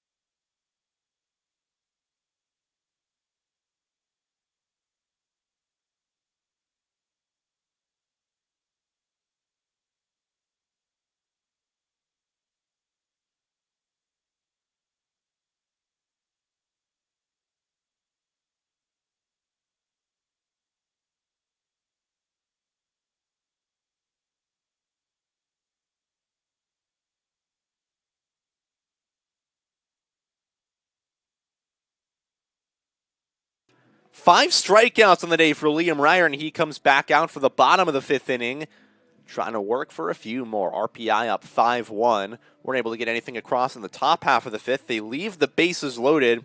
Clarkson will bring 8, 9, and 1-2 up here in inning number 5. It'll be James Shagnon, Will Rhoda, and David Harris to bring it back, as few have been able to touch Liam Riordan so far in today's contest. Riordan absolutely serene on the mound, and part of that might come from his education. High school from New York City. He's just a first year coming out of Friends Seminary, a fellow graduate of a Quaker school, just like me, Friends School of Baltimore over here. Friends Seminary in New York City, just about as prestigious as it gets for the Quaker institutions. He was a standout player there, ends up being a standout player here for RPI. As a first year, he probably won't even be considered for Rookie of the Year, thanks to the other 2 rookies that he's had to compete with on this RPI roster. But my goodness, has he been great. He's tied for 5th in wins in the Liberty League, 7th in total innings pitched, and 7th in opposing batting average allowed. That one lifted to the left side, but a big foul ball by James Shagnon, so it is 0-1. 5 strikeouts on the day for the RPI pitcher. A young team, as you mentioned, that has had to fight their way throughout the season after being the host for last year's Liberty League tournament. Takes the pitch outside, 1-1. And RPI in a weird spot here where they have a great record, 25-14 on the year, 12-16 in their conference. But they are 0-1 on neutral site this year, Toby. Schottner takes it on the infield, 1 down, a 6-3 putout. That's how we start inning number 5. So 2 outs gotten by Shagnon, and now comes Will Rhoda. He grounded out to the pitcher his last time up. And we were just alluding to it, that 0-1 on neutral territory, it speaks a lot to RPI's schedule, specifically the fact that they didn't have many neutral site games and still played the most games in the Liberty League. They got to stay home a lot and they got to play. Fly ball left side that chases back Levesque. Now he settles under it. Quick 2 outs for Riordan. Talk about this young RPI team. This was a team projected to finish 3rd in the East in the Liberty League. They have made their way and surprised a lot of people. They finished 2nd in the division, won the crossover series, have fought their way here. And look over at Clarkson, maybe even more surprising. They were projected to finish 5th in the West. They aren't even supposed to be in the tournament. They found their way to the crossover and have found their way here. Ground ball infield. Pomerano, nice throw on to first. In time, he got him! Wow, what a sequence. Really, really well played. I believe that was Primerano that got back just in time, fired it back towards Scarpa. Just ended up being an excellent sequence. 1, 2, 3 for Liam Riordan, still only at 66 pitches on the day. He's had just about as good as you could ask for, so he'll be able to go into the 6th pretty clean. A weak ground ball to John Primerano going the wrong direction.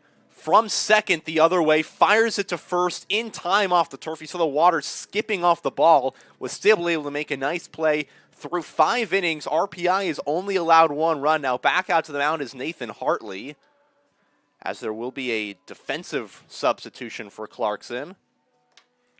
I'm getting a quick check-in, but it's going to be number 40 coming in, who I don't Frankie Blake, he'll be over at first base. Doesn't have any stats recorded on the year, as far as I can tell. This would be, to the best of my knowledge, his first appearance of the year. And if he's going to be playing first base, you do have to hope that everything is okay with Julian Scarpa, who has had a great day so far today. Again, Scarpa did come up to hit. Scarpa grounded out to the shortstop and Schottner in the last half inning. As we go into the top of the 6th, that will bring in Blake, the sophomore infielder, out of Colony, New York, out of Colony High School. I am stunned. I am confused about the decision. Obviously, I hope everything is okay with Scarpa. We have no more information other than that he has now been benched. You just hope everything's fine. But that is a surprising move to bring in a guy who has not played a moment of Clarkson baseball this year. Well, his first appearance of the season will be in the biggest spot. Can confirm now. We officially have it. Frankie Blake is now playing first base for the Clarkson Golden Knights. Well, he'll wait down at first as the first pitch is taken for a ball down to Aiden Hicks, the leadoff batter for RPI, both in inning number 6 and on the day overall. He's 1 for 3.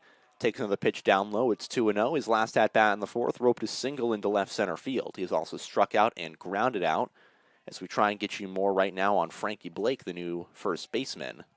I'm going to trust you on the scouting there, Toby, as they now have the opportunity to face, pardon me, now it's Nathan Hartley still up. Well, not only is this his first appearance of the season, this is his first appearance ever in a Clarkson Golden Knights uniform. Wow.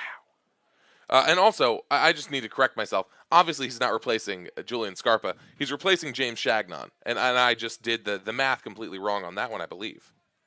No? Yes, I was correct. Yeah, replacing James Shagnon.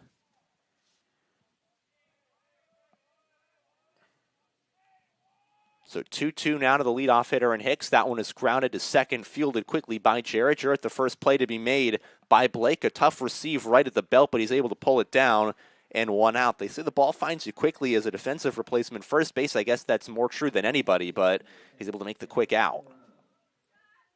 Just had to steady myself, making sure I had all my my information straight on the boards, as it's going to be Primerano back up to bat for RPI. So Primerano, a hit by pitch, a walk, and a 6-4-3 double play grounded into. takes a strike. It is currently 0-1. He has not gotten a hit. The only man on the top three for RPI to get a hit today was Hicks, and he just grounded out. It's 0-2 now. Swing and a miss down low and away. Primerano made the nice play to end the fifth inning. A ground ball towards his right side, backhanded, going away from the first base bag. Still pulled it down. That one's popped up on the right side. Frankie Blake going to make a tough play, but it's going to not be possible for him. It goes into the marshland out by the first base bag. So it stays 0-2 to Primerano. Again, a walk hit by pitch. No runs scored. Has also grounded into a double play. Hitting .353 entering today's contest. Getting on base at over 500 clip, and if he gets on 12 stolen bases on 13 attempts, he might not hear. A ground ball to the shortstop, fires it on to first. Nice pick made by Frankie Blake. Extends off the bag while keeping his foot on. He's had two nifty plays over there, and there's quickly two down for Ian Olschlager. Cartier, another player who is prone to error on this Clarkson Golden Knights defense, ends up making a great throw to his new first baseman in the form of Blake, and it's been a quick 2 up, 2 down for Hartley. Well, for Ian Olschlager, who is coming as the top hitter on this RPI team, takes a strike. It's 0-1. 0-3. Fly out to right field, line out to the left field, and another fly out to right field. That last fly out to right field ended the fourth inning. Takes one just off the edge. It's 1-1. 60 hits on the season. That leads this RPI squad. 438 on the campaign as well. 46 RBIs, an on-base clip of 549. That one lifted into left field, and he finally gets his base knocked today. Now 1 for 4 as he drops it into left field. A hot shot single, and with 2 outs, RPI stays alive for the 4-hitter and Ayush Krishnappa. You don't see a lot of batters with 4 at-bats already at this point in the 6th inning. But obviously, RPI has gotten through their lineup, ripped through it a couple times. Twice today have they gotten through more than 5 batters in an inning. So now it's going to be Krishnappa seeing what he can do to drive in his first run of the game. There has not been a 1-2-3 inning worked by the Clarkson defense throughout this contest. They have allowed at least one base runner in all frames. To clarify, it would not be Krishnappa's first run scored. It would be his first one driven in as he fouls that one up. Trying to make a tough play in and out of the glove of Joe Figliolino. He's upset with himself as he tried to make the play right behind home plate. Couldn't quite get it in the glove, and you wonder if the weather had anything to do with that. Well, I'll tell you what happened, Toby. You might be able to see it on the stream. I don't have the camera angle in front of me. He tried to roll back to catch it, rolled onto his catcher's mask. That threw him off just enough that the ball bounced in and out of his glove in what I can only assume is not a very fun experience, rolling onto a hard wire mask with your non-padded back. It's not comfortable. Not from personal experience, just from imagination. 1-1 in the turf, taken low. Good stop by Figliolino. So it's 2-1, 2 down to Krishnappa, still looking for his first hit of the day. Fielder's choice came around to score. He's also walked and stolen a base on the rough throw over from Shagnon, and tough receive by Vardian back in the 5th. Figliolino still very obviously shaken up on just that dropped ball inside. He punched himself in the hip with the ball, very frustrated with everything that is going on. Just obviously his team that he's one of the leaders of in a tough spot currently. Hartley still working a 3-1, now fouled off. It's 3-2. We weren't able to say this in the last inning, so we'll say it now. The book is officially closed on Hofacker. You can add in 5 runs, 4 earned for his day over 4 innings, 80 pitches overall on 22 batters faced. And Hartley tries to throw over to first, backdoor the runner, and Olschlager, but he's not going to be fooled. He stays standing on that first base bag. 3-2, 2 down, runner at first. RPI up by 4, trying to tack on. Payoff pitch. Runner breaks, swing and a miss upstairs. Third strikeout of the day for Hartley. He gets him to chase top of the zone, and that ends the top of the 6th inning. RPI once again leaves a runner. They're 8th of the contest. They still lead by 4, though, and now a chance for Clarkson to tack on with the top of their order due up. We'll be back bottom of the 6th on the Bombers Athletic Stream, part of the Bomber Radio Network.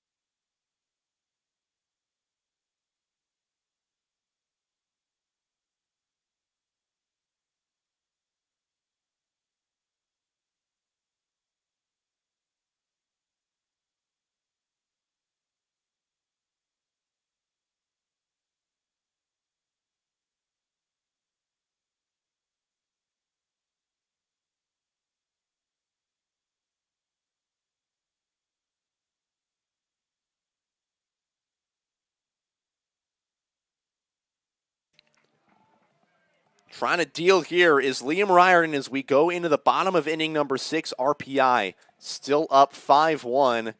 But a nice strikeout by Hartley might have some momentum to the Golden Knights as 2, 3, and 4 due up for Clarkson. It's Aiden Kiefner, Cam Jarrett, and Joe Figliolino due up here in the 6th. Just 66 pitches for Riordan. First one is taken upstairs for a ball, 1-0 to the man in Kiefner, who's 1 for 2 on the day. Credit to Riordan for sticking with this, and credit to his coaches for sticking with him.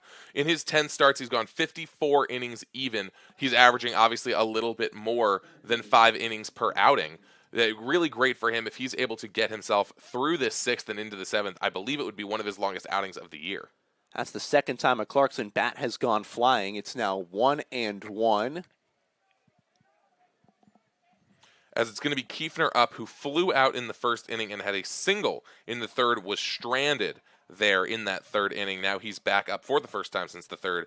Going to see what he can get going in this second spot in the lineup from center field. 1-2 now, a swing and a miss on a pitch that was off the outside part of the plate. This would be his longest outing in Riordan since back on the 6th of April, when 6 1/3 against Skidmore. Takes that one down low, so it's now back even 2-2. Kiefner, the junior out of Seaford, New York, is 10th in total at-bats in the Liberty League. Leads his team, obviously. Tied for 4th in triples. He gets some powerful extra base hits. Has 16 stolen bases on the year. He's 8th. If he gets on base, he's probably going to try to steal. The issue is he's also tied for 2nd in the Liberty League with getting caught stealing 5 times. Well, it's a full count, the payoff pitch. Swing and a miss. Strikeout number 6 on the day for Riordan. He gets the punch out, 1 down here in the 6th. And that'll bring up Cam Jarrett, the home run. The only run of the day for Clarkson. It gave him a 1-0 lead in the first, and then after that it's been all silent. Way to bounce back if you're Riordan. Well, RPI yesterday against Ithaca had to burn 4 of their pitchers, including their number 2 ace in Wade, maybe their number 1, depending on your thoughts on him. They gave up 2 runs in the first and then 6th in the 4th in a really rough sequence. You almost wonder, how would things have gone differently if you had Riordan on the bump against Ithaca? Obviously a different matchup, but still interesting to think about with this great outing he's had so far today. He is absolutely dealing in this contest, proving that he might earn himself a more regular spot for RPI in the future, especially as a team that is trying to earn their way back into Liberty League competition. There's a strike. It's 1-2 to Cam Jarrett. Sorry, that was just an absolute fireball right down the middle. Obviously, you can't swing at it because you're scared, but what heat. Tries to back it off with a pitch upstairs and try and get him to swing at something high and tight, trying to climb the ladder. Couldn't get it to bite, lost location, so it's 2-2, 1 down now on to Jarrett. That was a little bit of chin music, Toby. Jarrett rockets it foul, so it stays 2-2. That one was working inside on him as well. That likely would have caught the inside portion of the batter's box. Whew, sorry, back to fireball right to chin music is a little bit jarring for me. I find myself in a weird spot as the ump calls for time to get the ball cleared out of left field after that was fouled away and then bounced back into the field of play. So the count still 2-2, 1 down now on to Jarrett. A strikeout already in this inning for Riordan. Ground ball dribbles, goes foul right off the plate and then rolls. Ump called it immediately. Jarrett, obviously the only true offense that Clarkson has had going for them today, had that solo home run in the first, is really a dangerous player at the end of the day. But if you're the only dangerous player your team has, this is how you end up in a spot like this where you're down by 4 runs in a pretty deep hole against an RPI team that really has their pick of the litter in terms of who they throw out in their bullpen. 2-2, got him outside. 7 Ks on the day for Riordan, back-to-back. He did this in the 4th. Now he does it in the 6th. 7 strikeouts now, just 1 shy of tying his career best mark. Came against Vassar, but now he's got Figliolino, who will come up to hit, the catcher. Nobody throwing in the RPI bullpen, just some people kind of stretching. There is someone in a hoodie who's throwing, but might be getting ready for the next contest. Ball misses down low, 1-0. Nobody seriously warming up. Figliolino fouls that one back, so it's 1-1. He has a single and a strikeout today. Now, Toby, you're starting to see some real frustration from this Clarkson lineup. We just saw Cam Jarrett nearly spike his bat as he came off that tough strikeout that he took from Riordan.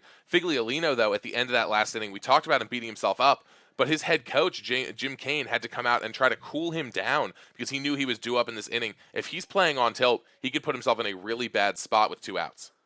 1-1. I might also fire him up as that one's foul, so it's 1-2. It can either work for or against the batter. You work against, obviously, you're not necessarily focused on up, but working for it. Maybe you got a little extra juice in this at-bat and you try and rope something through the open side. Again, just 2 hits given up since the first inning by Riordan. A single in the third, a double in the fourth. That one popped up, right side, foul territory. Anybody going to get on it? Reddington is under it, and it's in and out of the glove. That's the second time a catcher has tried to make a play, and it's popped in and out of the glove. Third time someone on the right side of the infield has done that. It's just the weather today not making it easy to play. You hope that stroke of good luck calms down Figliolino a bit. Toby, you talked about the fact that it could be a boost of energy, but I wonder, you're one of the leaders of this team. You're one of 3 guys who has played every single one of Clarkson's games this year, started every single one, to his credit, either DHing or catching. I wonder if that negativity doesn't infect the team when you need to play together and fight your way back from a 5-1 deficit. Rope foul, so it's 1-2. That is the ultimate conversation about, well, how much do you need to fire your team up in this spot? You're down 4 runs in the bottom of the 6th in an elimination game. Riordan dealing, he's retired each of the last 6 batters. 8 of his last 9. Pop-up, infield. This one playable. Primerano getting called off by the right fielder. Gets under it, makes the grab, 2 hands. Olschlager puts him out, and the side is retired. 2 strikeouts for Riordan. He stays dealing 6 innings. Just 4 hits allowed. We're on to the 7th. RPI still up by 4 here on the Bombers Athletic Stream.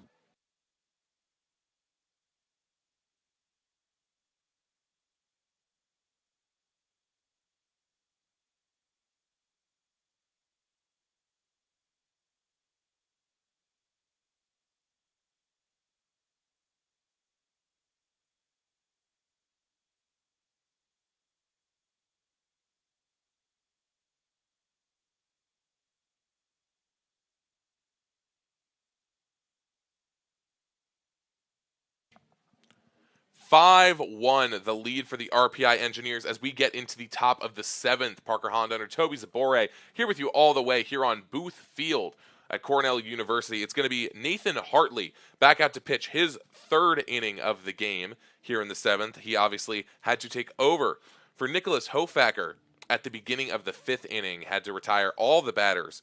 In that one, he's going to get to see the middle of this Engineers lineup. It's going to be Michael Levinson, Matt Schottner, and Cameron Levesque back up to bat after what was another pretty long, stretched-out pair of innings in the 5th and 6th for the Engineers. He's got a tough position in, especially, he's warming up with his catcher because a second ago, we just saw Figliolino up to bat. He has to get his catcher's gear back on, come back out to play normally. And if we don't see it in a second, I might treat it as a substitution.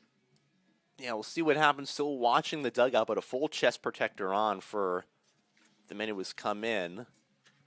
Still looks like Figliolino is down there. He's making his way towards the top step. So everything in its right place. The only substitution of the day so far coming in the form of Blake, still playing first base. We'll see him up to bat, most likely in the bottom of this 7th, unless we see Riordan continue to rake the way he has. Obviously, Blake would be the 4th batter due up in the next inning. But staying focused on the present, we're seeing Hartley get himself warmed back up as back out to bat comes Michael Levinson, who had a pair of singles. And then a foul tip strikeout is what an FTK would be on the scorebook, Toby. It would be, and he's had himself a fairly decent day. I mean, really, as this entire RPI offense has been dealing in this contest so far. As the first pitch from Hartley, it's going to be right across the plate for strike 1, a little bit outside. Caused Levinson to lay off the first pitch of the at-bat.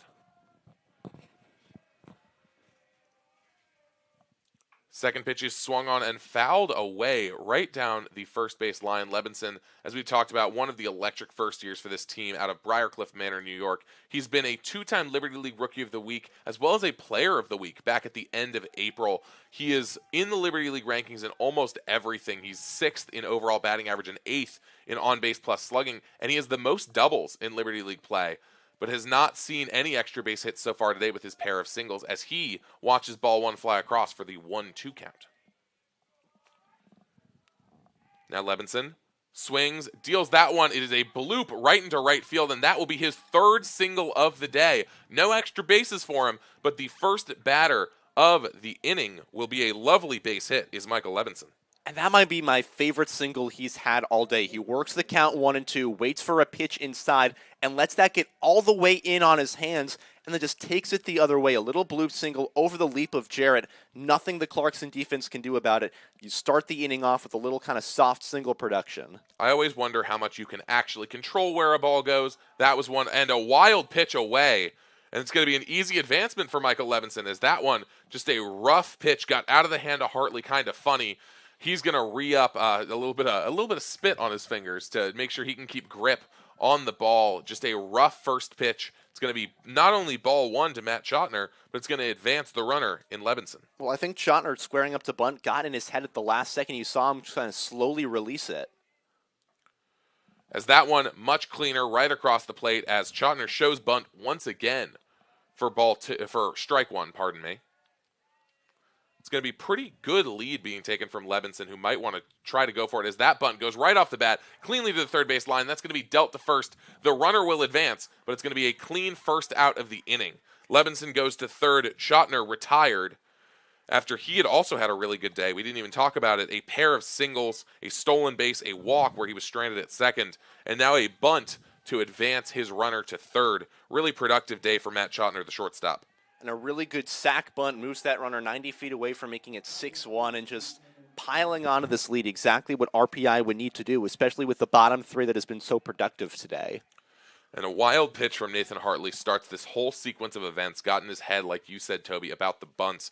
Now as he gets ready to see Cameron Levesque, who has been pretty efficient today, even though the box score isn't going to show it. It shows that he's 0 for 1 so far today, but he's got a walk and he's got a hit by pitch in the fifth, was stranded both times, but now he's got a runner on third, and all it takes is a well-placed bunt or a lovely single to score a runner. And you see the entire infield in. Anything on the ground, they're coming home with it first. Levesque swings on it, chops it into deep center field, easily played by Kiefner, but the runner is going to tag and the throw will not be in time. So Levinson will score on a sac fly from Cameron Levesque. So it will continue to not count against his box score. Credit to him. He's having really a lovely day, all things considered. Someone looking at this a couple years down the line might think he got pinched out after the first inning. What a day he's had, though. I mean, you'll take it. You get an RBI on the sac fly. You bring the runner home. You extend the lead. It's the first run since that third inning. And you just put a little bit more distance and confidence in Riordan. It's a 5-run lead now for RPI. They're up 6-1 as that is going to be chopped straight up into the air by Scarpa. And that's going to be an easy out for the third out of the inning. Nathan Hartley gives up a run, but mostly is able to keep things under control. It is now a 5-run ball game. The hit deficit 8-4. RPI has just been able to turn it on against both pitchers that Clarkson has thrown out there so far today. Yeah, and the RPI offense has just absolutely churned its way through. You saw the bullpen make a little bit better movement. Obviously, Hartley, no runs given up until that inning, and he worked his way out of a bases-loaded jam in the fifth. But really the story is the guy on the other mound who's coming out for another frame of work. Oh, my goodness. Liam Riordan has just been absolutely phenomenal today. You look at this line so far, 6 innings, just 1 run that came back all the way in the first on the 2-out home run to Cam Jarrett, but past there, 85 pitches coming into this frame, just 4 hits, only 1 run, 7 strikeouts, and how about this, Parker? No walks. Absolutely incredible control from the first year. Very, very disciplined. I'd love to give the credit to the Quaker education system, but I think we get in trouble for that technically if I were to do that. But he is a very effective player. My favorite stat of the day for him, Toby, the most batters he has seen in the single inning, 5 in that first inning so far. He's only seen 4 or 3 every single time since then. It's been a lot of 4, but mostly he's got a pair of 3 innings. Oh no, he's got 3 batter innings where he's retired the side. My goodness, has this been what an outing for the first year, making his playoff debut in the Liberty League. He's somebody who needs to be feared going forward, no matter who you are in the Liberty League, no matter how great, no matter how small. I think the best part of it for me is he has never had more than 1 runner on base at a time. He has only had to work with minimal amount of stress against him, and I think that's playing into this spot. And you see RPI, they're trusting him. 85 pitches into this contest, nobody's in their bullpen. Toby, I hate to take an aside, but I just gave myself war flashbacks to a second-grade musical of The Lion and the Mouse. I don't know. How did you get to the Lion and the Mouse? No matter how mighty, no matter how small, I believe was a line from the refrain of that song. And now we need to lock ourselves back in as that pitch is a little bit inside on Bo It took Vardian. me out of it. But genuinely, I just gave myself serious flashbacks. I haven't thought about that in years. But here we are, Vardian in a 2-0 count swings on strike one against Riordan, and we're back. We're back here on the Bomber Radio Network and the College Athletic Stream. Vardian, a pair of strikeouts already on the day, could be another one, as he does not swing on strike two, and just like that, he finds himself in a pitcher's count against Riordan, who shows no signs of slowing down. Fifth pitch, outside for ball 3, and the count goes full for Vardian, who has been able to fight himself into some pretty good counts. Riordan's looking for his 8th K of the day, though, as he deals payoff pitch, fouled away. So we'll go into the 7th pitch of the at-bat with the count full. That one arguably was outside, but I want to go back to the first strike of this at-bat. It's a 2-0 count. You're trying to protect, and he throws one well above, but because of the way his changeup has been playing, the fastball gets a swing. That one gets dealt all the way, a lovely bloop into right center field. It's going to be a base hit for Bo Vardian. His first hit of the day comes in a really necessary spot for Clarkson and the Golden Knights. They need to get something going. That could be the start of something wonderful, as Zach Worthington, who had a double his last time up, we have not seen him since the 4th inning, Toby. But the last time he was up, got really powerful contact, a bit of a miscommunication on the wind and the gray sky between the center and right fielder were able to put him up. But instead, it's going to be a pinch hitter coming in for Zach Worthington. The new designated hitter today going to be Christopher Griggs. He's batting .271 on the year, has 13 hits in his 48 at-bats, and has driven in 12 runners, but he takes strike one across the plate. Yeah, this is kind of an interesting move for Clarkson, who's now in very much a you got to do something now about it. So Chris Griggs, in a low stance, takes ball 1 low and away. Christopher Griggs will get you what we can on him. Toby? Senior outfielder out of Philadelphia coming into this contest, playing just one game as a sophomore a few years ago on the season, hitting .271. As he waits and looks as ball 2 comes low across the plate. Bit of a stall on that one, a borderline call, really low in the strike zone, especially with the low stance being taken by Griggs. This will be his 8th appearance as a pinch hitter or pinch player. Again, 21 games started, 14 appearances coming into this one. That one swung away and tipped down, went right into the stomach of the catcher. Ended up being a near miss, no injury, nothing to be feared for Robbie Reddington as he springs right back up. But it's going to be a 2-2 count for the batter in Griggs, the pinch hitter. Yeah, that one just kind of caught the hands of Griggs. So he takes his way to step out of the batter's box, now comes back in. Riordan, the first leadoff hitter I believe he's given up all day. Yes, if my scorebook is correct, that is his first leadoff hitter of the day, surrendered to Vardian. Now Griggs fouls that away, keeps himself alive in a 2-2 count.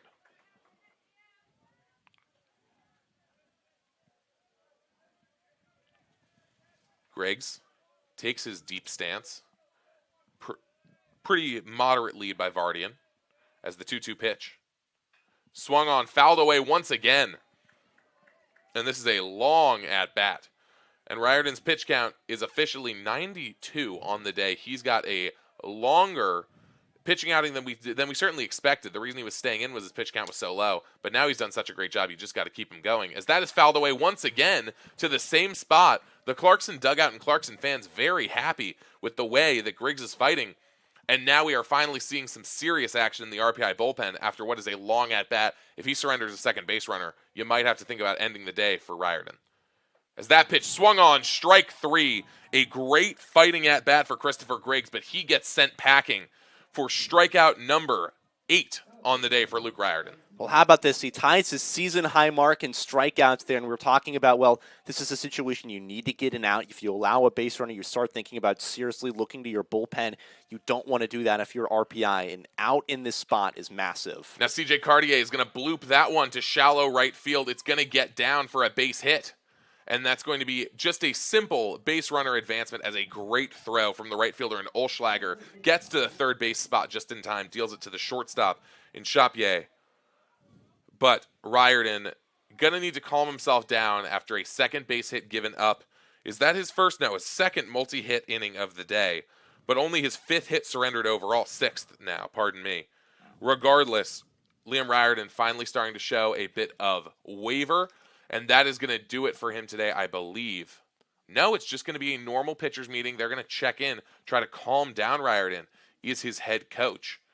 It's going to be Coach Jason Falcon. Was a pitching coach, has been a hitting coach. He knows every aspect of the game. He played pitcher and pitched semi-pro for 2 years with the Massachusetts Mad Dogs. So he knows everything he needs to know about making sure that Riordan's able to stay in, see if he can get himself out of the jam he's put himself in, and they can avoid having to burn any more relievers than they want to, Toby. This is a guy that knows pitchers, and he also knows postseason baseball. Again, he won the first semifinal round of the 2007 NECBL playoffs, a 2-1 series win over the Lowell All-Americans, then took a series loss to the Vermont Mountaineers. Played in the playoffs 2 other times, an 0-2 loss to the Keene Swamp Bats and a 1-2 loss to the Sanford Mainers. Toby with the incredible lore on Jason Falcon. I can't help but be impressed. But what's really going to impress me right now, the first ever, to the best of our knowledge, Clarkson Golden Knights plate appearance for Frankie Blake, wearing the number 40, and he's going to dribble that one to the second baseman. It's going to try for the double play. Good at second, good at first. And the first plate appearance for Frankie Blake, he swings at the first pitch he sees and grounds into a double play and will end what was a very promising outing for the Clarkson Golden Knights. My goodness, Toby. Liam Riordan escapes the jam beautifully, and he maintains a 6-1 lead. That'll probably do it for him today, but what an outing. Yeah, 4-6-3 double play. You don't often see guys going the other way on that kind of play, and especially getting the twin killer. And look at Frankie Blake. This is an opportunity for him to make a name, and he wants to be aggressive on it. That was an inning where you had to score a run if you're Clarkson. You're now down by 5. It's a 6-1 ball game in the 7th inning, and you finally get life. It's the first time you had 2 runners on base against Riordan all day, and immediately you go into a double play that ends the inning. Just kind of a momentum stopper at that certain point, and now you look ahead. You've got the good part of your order due up in this spot, 9-1-2, especially parts of your offense that have produced all day. And look back on the other side.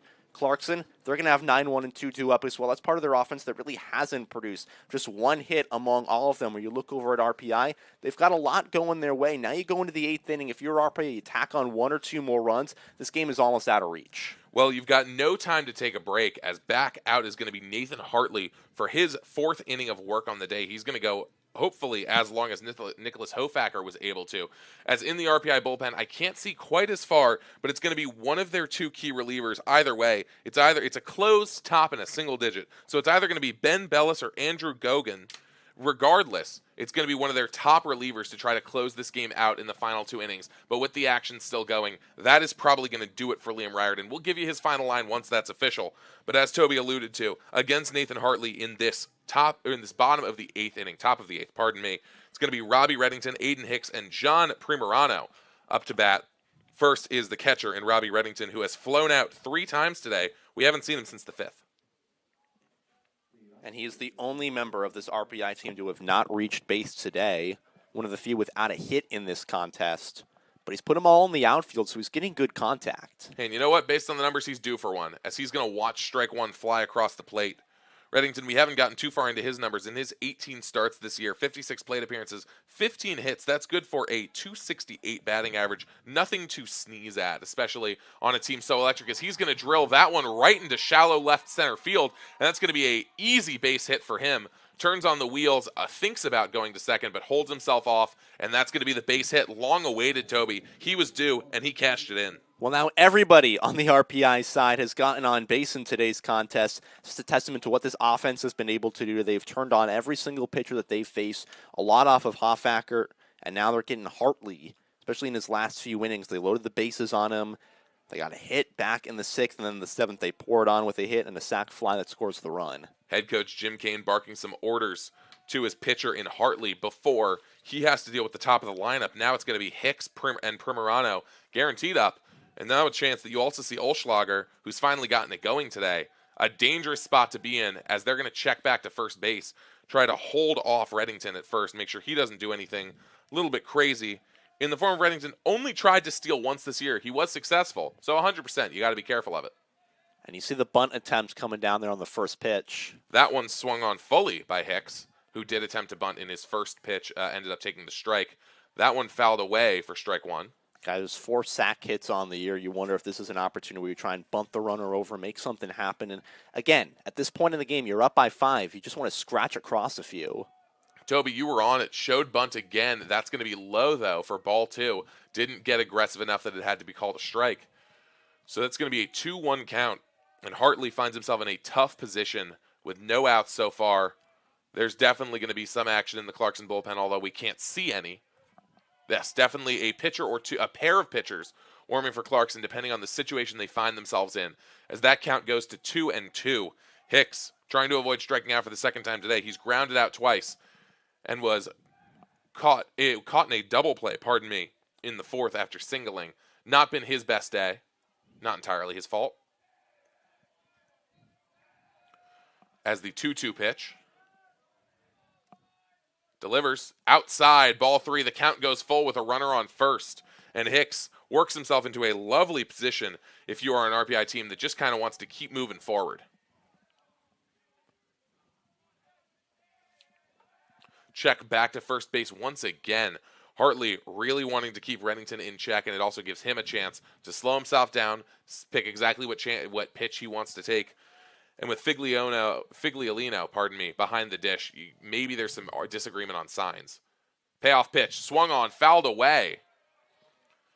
So the 7th pitch of the at-bat coming. Figliolino has caught himself out of his helmet a couple of times now. He's going to reset himself. Fresh set of balls coming out for the ump. As Toby, Aiden Hicks, been the quintessential leadoff hitter for this RPI team, playing center field. He's had a couple good plays today, a couple rough ones. But now he has himself in a position to potentially advance some runners on this full count. I like the approach he's taken to this at-bat. Payoff pitch, outside, ball 4, and another walk on the day for the Clarkson Golden Knights. They've had a real trouble with ball control today. It's going to be a meeting on the mound, and I believe that is going to do it. It's going to be a call to the bullpen for the Clarkson Golden Knights. RPI going to check everybody out, make sure everybody's feeling fresh. But it's going to be a full warm-up session. So when we come back on the Ithaca College Athletics stream, we will have a full breakdown for you on the new Clarkson Golden Knights pitcher and everything going on in the rest of this 8th inning. Stay with us.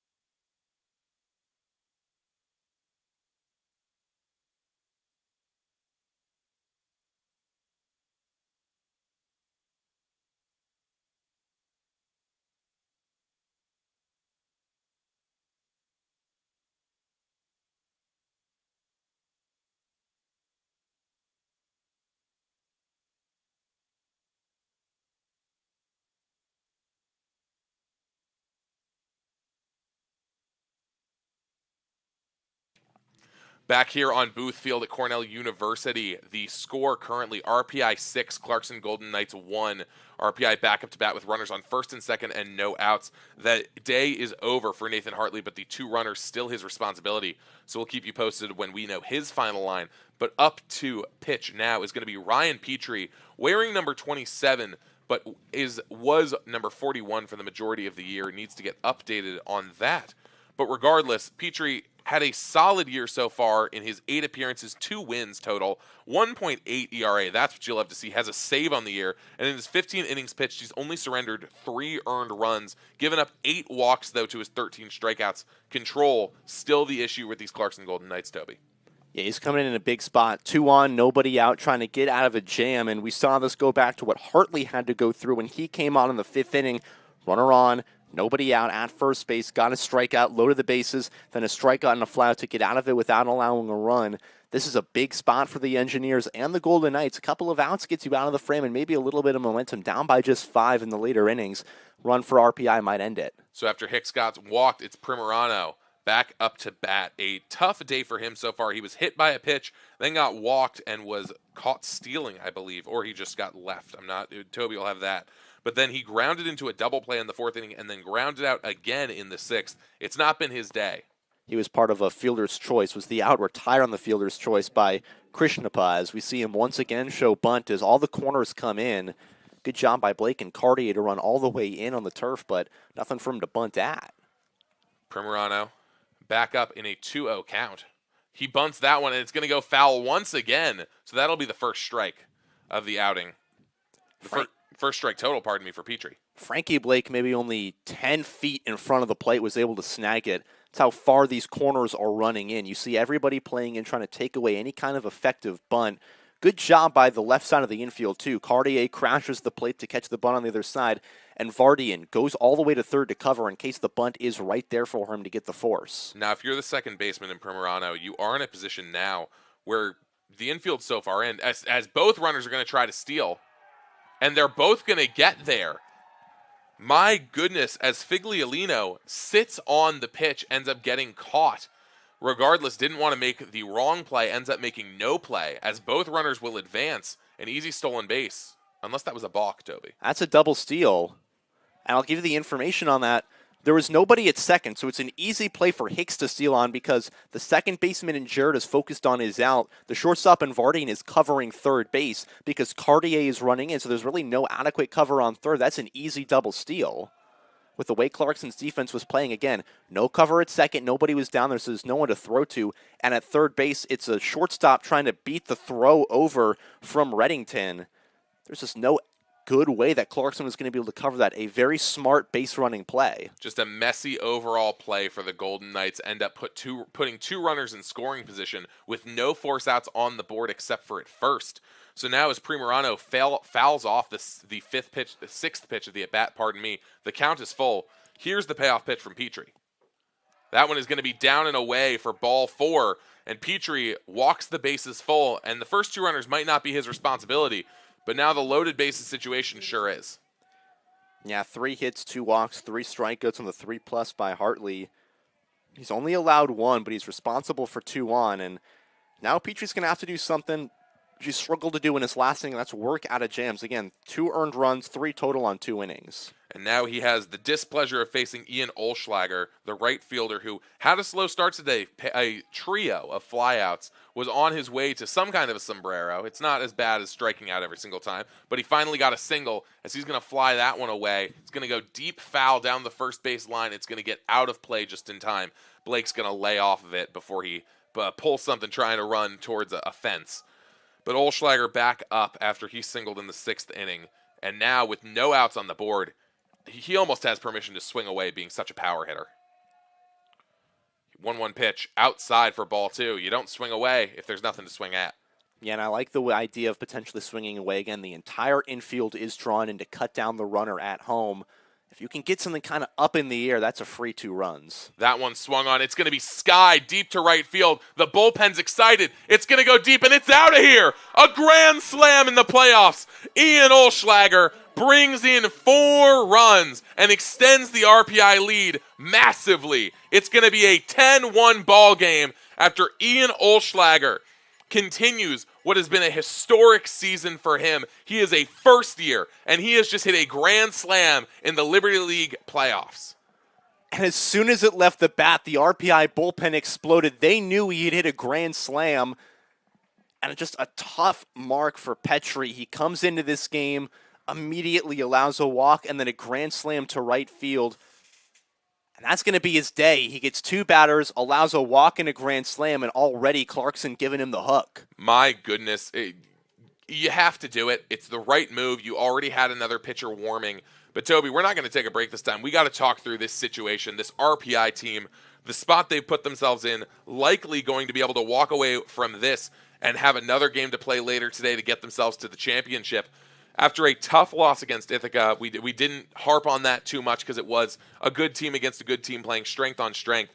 But RPI has played absolutely out of their mind today, and a grand slam to end up, pardon me, Ayush Krishnappa just tried to come up to bat against the warming pitcher. So that was a bit of a bloop there. But it's going to be Mateo Sarabia, Toby, up to pitch now for the Golden Knights, trying to dig themselves out of what is now a very deep 9-run hole. Yeah, just a tough spot for Clarkson. You had yourself in a position where maybe you could come back again. You would allow no runs over 3 innings, then just 1 in the 7th. You had opportunities to get runs across, and that's where not scoring in those positions is so devastating if you're Clarkson. You have opportunities, you don't get it, and then the grand slam, potentially devastating. You immediately have to go back to your bullpen for a right-handed senior. It's not the spot, and Petrie exits with no outs in the final line on both Hartley and Petrie will have you covered. I've got you, Toby. You got it. No, all you. Hartley goes 3 innings, gives up 3 hits, 3 runs. All of them earned 2 walks and 3 strikeouts for Petrie. He gets no outs on the day. 1 hit, 2 runs. Both of them are going to be earned, and a walk against him. He faces just 2 batters and total 12 pitches, one of them being a grand slam. A rough day to be a Golden Knights pitcher. The bats have not been able to come alive and give you the run support that you need, but the 6 hits put you in a good enough position. Only 1 fielding error technically being counted against them, but it's been a messy day, top to bottom, for the Golden Knights, and with their season on the line, you have to think the frustration's starting to set in. You see right in front of us, it's going to be Figliolino shaking his head gently, just in awe of how everything has fallen apart today against these Engineers that have just come alive with their young core.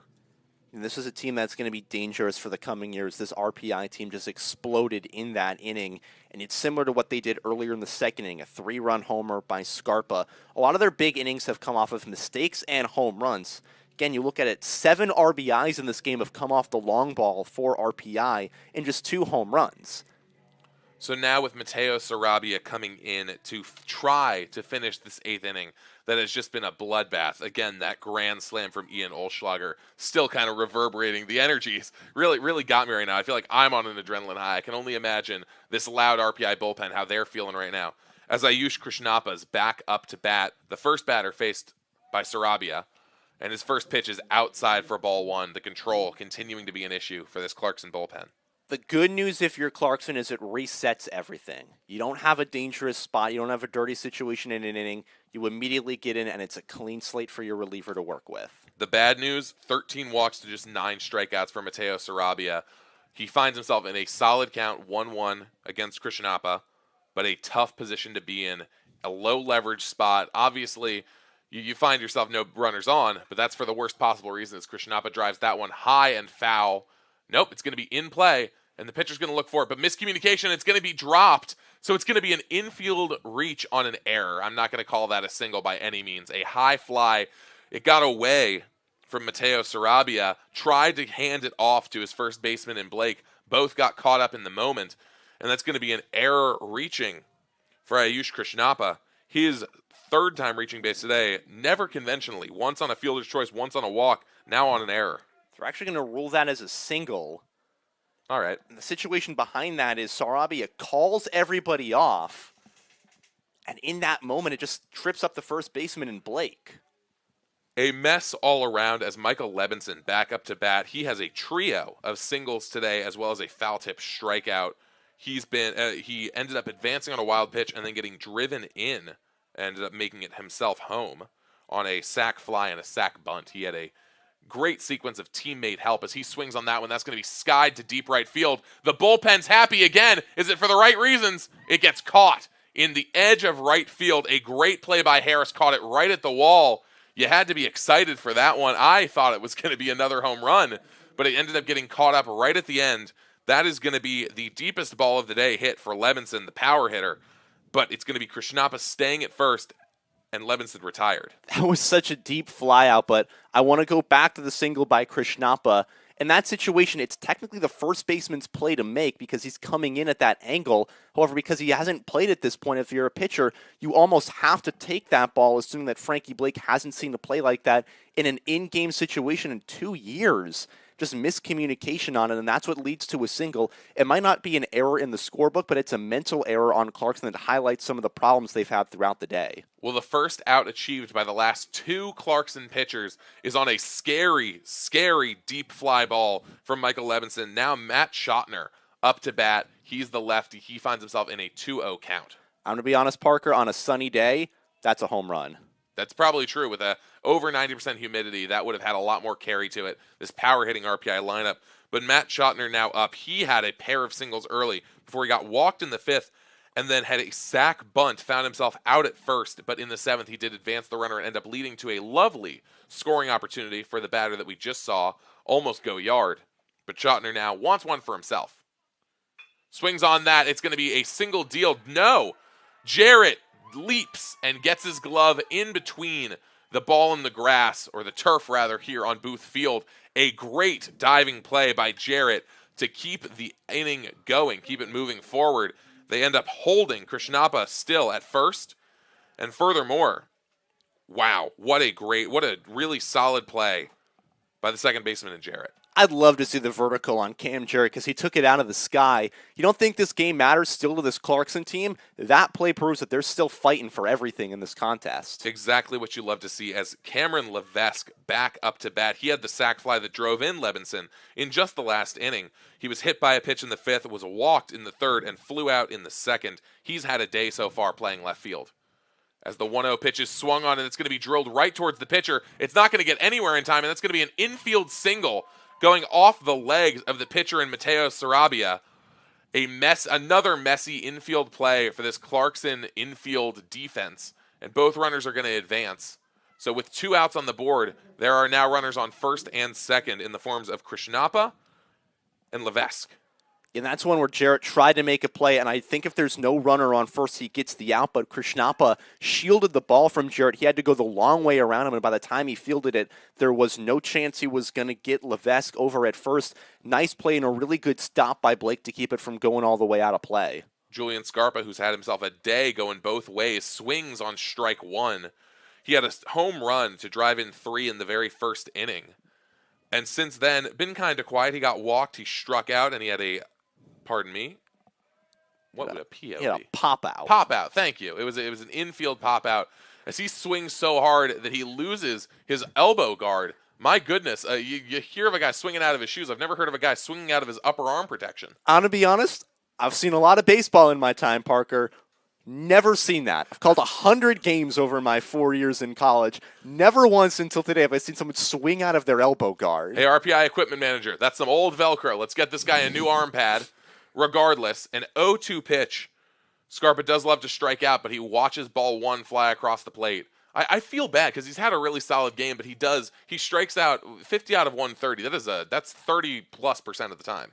Yeah, he's kind of a boom or bust guy with that bat, but today we've seen the boom all right. 3-run shot and an RBI walk. Toby, with the year that 2024 was and now 2025, you can't just say boom in a press box. Things are going to go wrong.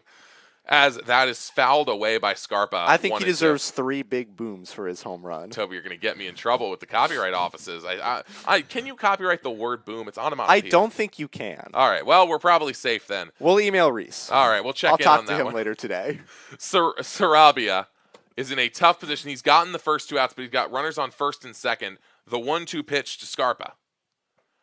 That one just outside, a hairline call. Clarkson not too happy about it. RPI very happy about it as the count goes to 2-2. Strikeout or not, I absolutely love that pitch from Sarabia. That is right on the edge, and he just tried to get him to chase. Couldn't get the call, but I absolutely love the positioning of that one. Scarpa loves these long at-bats. He's going to watch ball 3 go outside as the ball gets away from Sarabia a little bit. Sarabia versus Scarpa is a interesting one to say. It's a name battle, and I'm here for it. Lovely. They almost sound like distantly related. As Sarabia gets ready for the payoff pitch with 2 runners on and 2 outs. This could decide how we feel about his outing as he steps off the mound, thinks about checking back to second. That was very nearly a balk, Toby, with the way he delivered it. He had to fully pull himself off the mound. Yeah, and it was kind of a stunted one almost. It almost, like he didn't want to go back there, but he had to continue the motion or else it would have been a balk and move runners to second and third. As now the payoff pitch is due. Swung on and fouled away, and the at-bat stays going. Scarpa, who has fought himself into all of these massive counts today, continues to keep himself alive, even in the worst situation a batter could find himself in, arguably. Yeah, he is, I mean, again, you go back to the walk. He works a full count, gets his way on. The strikeout, works a full count, and just can't quite pull through. He has run pitch counts up for these Clarkson Golden Knights arms. Sarabia's payoff pitch. That one low and inside for ball 4. The bases will be walked full For the third time today, Clarkson will walk the bases full. I believe second time this inning. And now my scorecard, Toby, this is where scorecards get broken because I'm now in a position where we're back where we started. Robbie Reddington is up to bat once again. I love this. This is why you got to have a good scorebook that goes to 15 innings in case teams bat around in these spots. I'm not happy about it, Toby. I'm not happy about it at all. As Krishnappa goes to third base and Levesque goes to second, it's going to be Scarpa on first. And up to bat once again is Reddington, who singled to start this whole messy inning off. Now, if you really want to mess your scorecard up, have a team bat around twice in the same game. You've got something in there. I'm terrified of what you're about to pull out. As Reddington finds himself down 0-1 early against Sarabia, who's trying to escape without any more damage being done. It's buried in here somewhere, Parker. I know it is. I'm looking forward to you finding it as Reddington lays off of ball one. Sarabia, not the best outing of his career so far, but hasn't allowed a run yet. As that one is stayed on, not swung. Reddington watches strike two fly across the plate. And now Sarabia, just a singular strike away from getting himself out of what is a very dangerous jam that Ryan Petrie stuck him in. Well, it was very close to being 2 batter rounds within 3 innings. I'm not quite there, but I do have the game pulled up. All right, I'm interested. As that pitch, that is called a strikeout. It's Reddington's going to talk back to the ump. He's not pleased with the way that one was called. He's going to keep chirping at the ump as he walks all the way back to his dugout to get his catching gear back on. He's still talking to him. He does not agree with that call at all. That's the first real chirping at the ump we've seen today from either side. But Sarabia, is finally able to finish the job that Nathan Hartley started 10 batters ago, Toby. It was a rough outing all around for the Clarkson Golden Knights. They find themselves down 10-1. Yeah, you just get into that spot, you get the strikeout looking, and ultimately you exit the inning without allowing any more after the grand slam, but that grand slam really puts you in a hole. You were in a spot where you're a few good innings away from getting through it, especially now that you're on the RPI bullpen, as we do have a pitching change, but... Oh, thank goodness. I genuinely, I just saw the frame, and I was like, if that is Liam Riordan again, I think I might explode. It is Andrew... Pardon me. Oh, I've got it right in front of me. Yeah, that's Andrew Gogan. Yes, Andrew Gogan will come up to pitch. Andrew Gogan, he is due up. Absolutely been one of the more reliable guys, one of the first guys you call on in RPI's longer season. 14 appearances, 4 of them starts. He ends up being, if you have a bullpen game coming up, he comes in for you. 1-2 record on the year, ends up with a lot of no decisions. But he has 34 innings pitched so far on the year. So if you're RPI, you're expecting him to take you the final 2 innings of the way. And unless Clarkson really gets their bats going, he's probably taking you the rest of the way.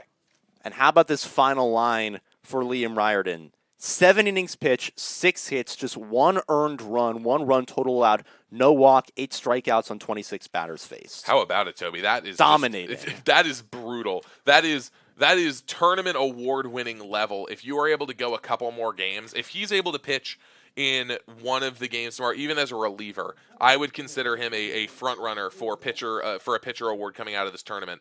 If they do one, I know that they do obviously the tournament MVP, but I would wonder if you would give a pitcher award for a dominant performance like this from Riordan. Well, he's earned it, that's for sure. As now his replacement, in the form of Gogan, is going to have to face the bottom of the lineup for Clarkson in the form of Will Rhoda before he has to see David Harris and Aiden Kiefner. It's going to be the 9-1-2 combination that you don't see often in actual play. You don't see the right fielder thrown to the pitcher to the catcher very often. It's happened, though.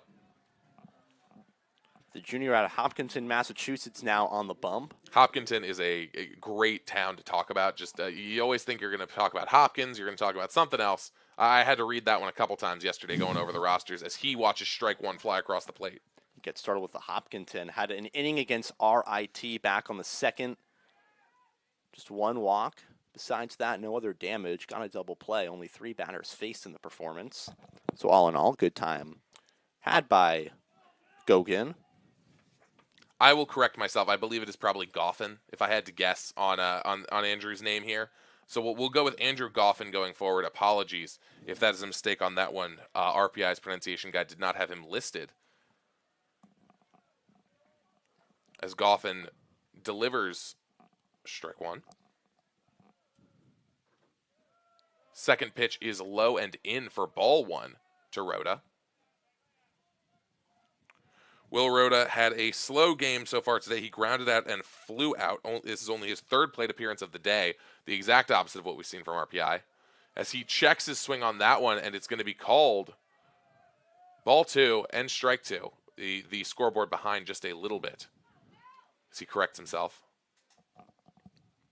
The 2-2 count. Goffin delivers, and that's going to be actually called ball 4. Scoreboard was a little bit behind, so my apologies on that one. The ump called full count at the last possible second for a correction. So that is going to be a 6-pitch walk, for Will Rhoda, and he will take his base for the first time today. Great way to start if you're Clarkson. First walk of the day for Golden Knights batters, and you're down by 9, but it's not an insurmountable lead. God, no walks on the day for Riordan. It's just so impressive. As the first pitch is swung on by David Harris, he's also looking to take his first base of the day. He struck out, lined out, and grounded out so far today. We haven't seen him since the bottom of the 5th inning, where he was the final batter. But now he has an opportunity. 0-1. Takes that pitch low into inside from Goffin.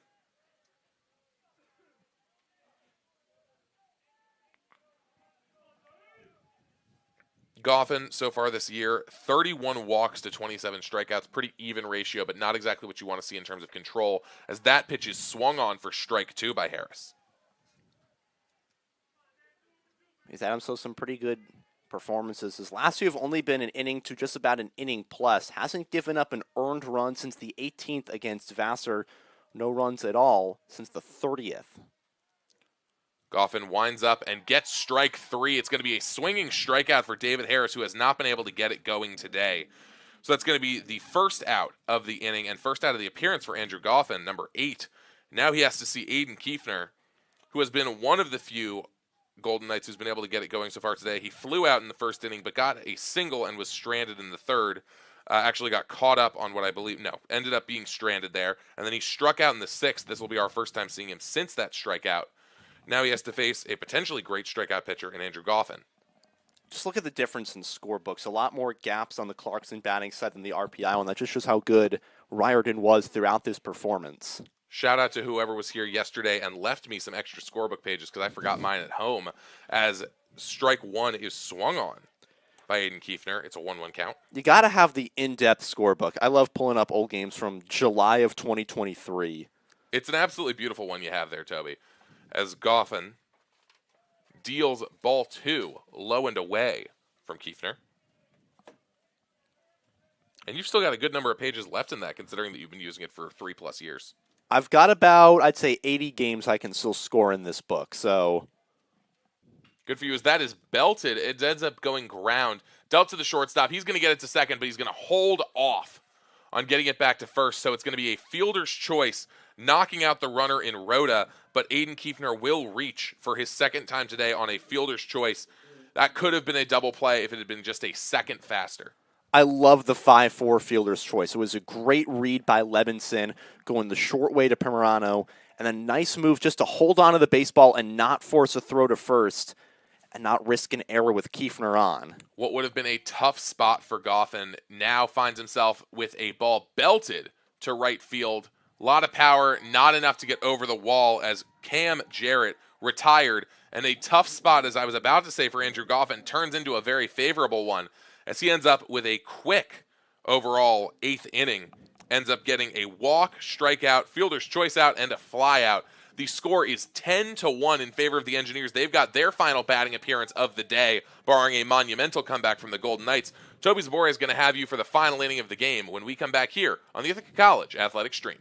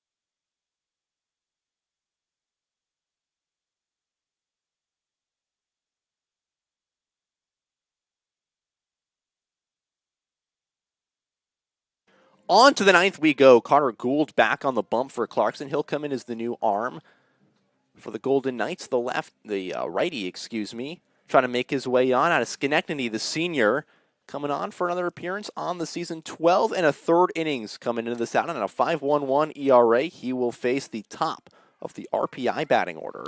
This will be his 9th appearance. In his 8 appearances, he averages 2 strikeouts per appearance. So this could be exactly what Clarkson needs to get a bang, bang, bang final inning of this game. See if they can get something miraculous going in the bottom of the 9th.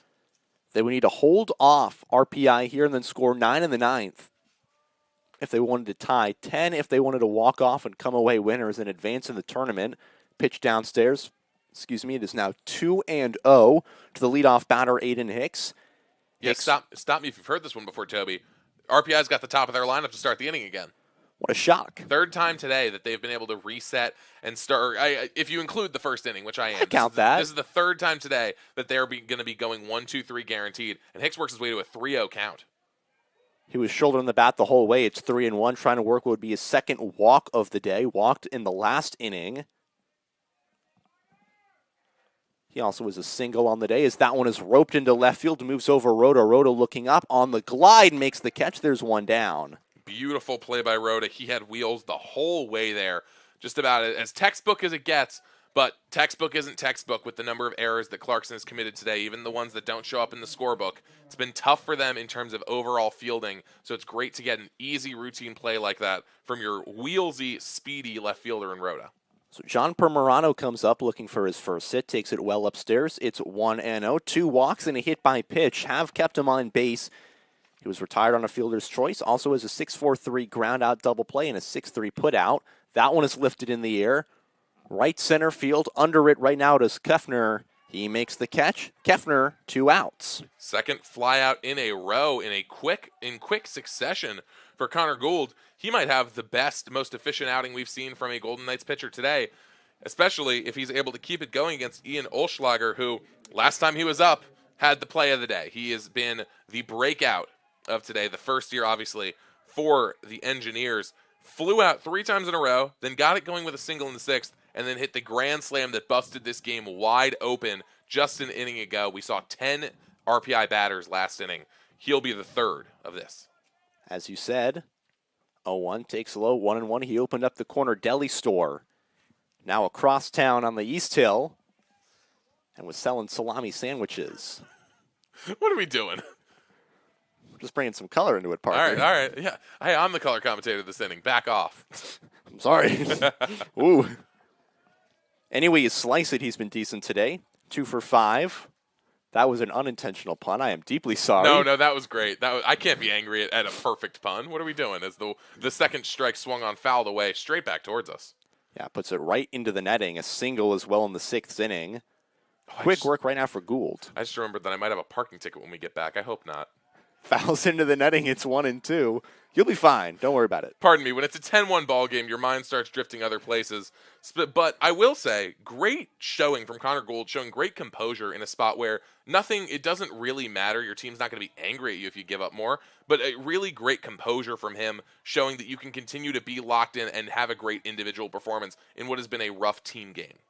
Went at one at the hands, was able to get a little piece of it off and fouled it back to the bottom of the netting, so it stays 1-2. Delivery down on the turf, 2-2 count now, even with 2 outs. So Deuce is truly wild. 2-2 count. It's a triple Deuce is wild, if you would, with the 2 outs on the board. Just love to see it. It's a nice clean look out there. Another recharge of fresh baseballs for the ump. This is probably the most baseballs I've seen a Liberty League game go through this season, simply because of how quickly they've had to cycle through everything with the wetness and the scuffing. It's been kind of a wet day as that one goes down low, 3-2. It's been drizzling all day. Lovely array of umbrellas below us in the fan stands. Umbrellas and raincoats a necessity in Ithaca, New York, no matter the time of year, and he'll draw the walk. So once again, Clarkson pitching has worked an inning where it will not be 1-2-3. They have yet to have that today. The 2-out walk will bring up in set to hit Ayush Krishnappa. Hey, Toby, did you notice that they had pinched out Ian Olschlager? Because I sure didn't. It's Walker Abdallah who's actually on first base right now for the RPI Engineers. You know, I had not. Walker Abdallah ends up drawing that walk. Credit to him in his We're first. deeply sorry for missing that. In his first at bat today, he's actually appeared 29 times. He is one of the most popular pinch appearances for this RPI team. He's a guy that you wanted as a pinch runner and as a batter in a situation like this. So he'll be the one to close out the game for RPI.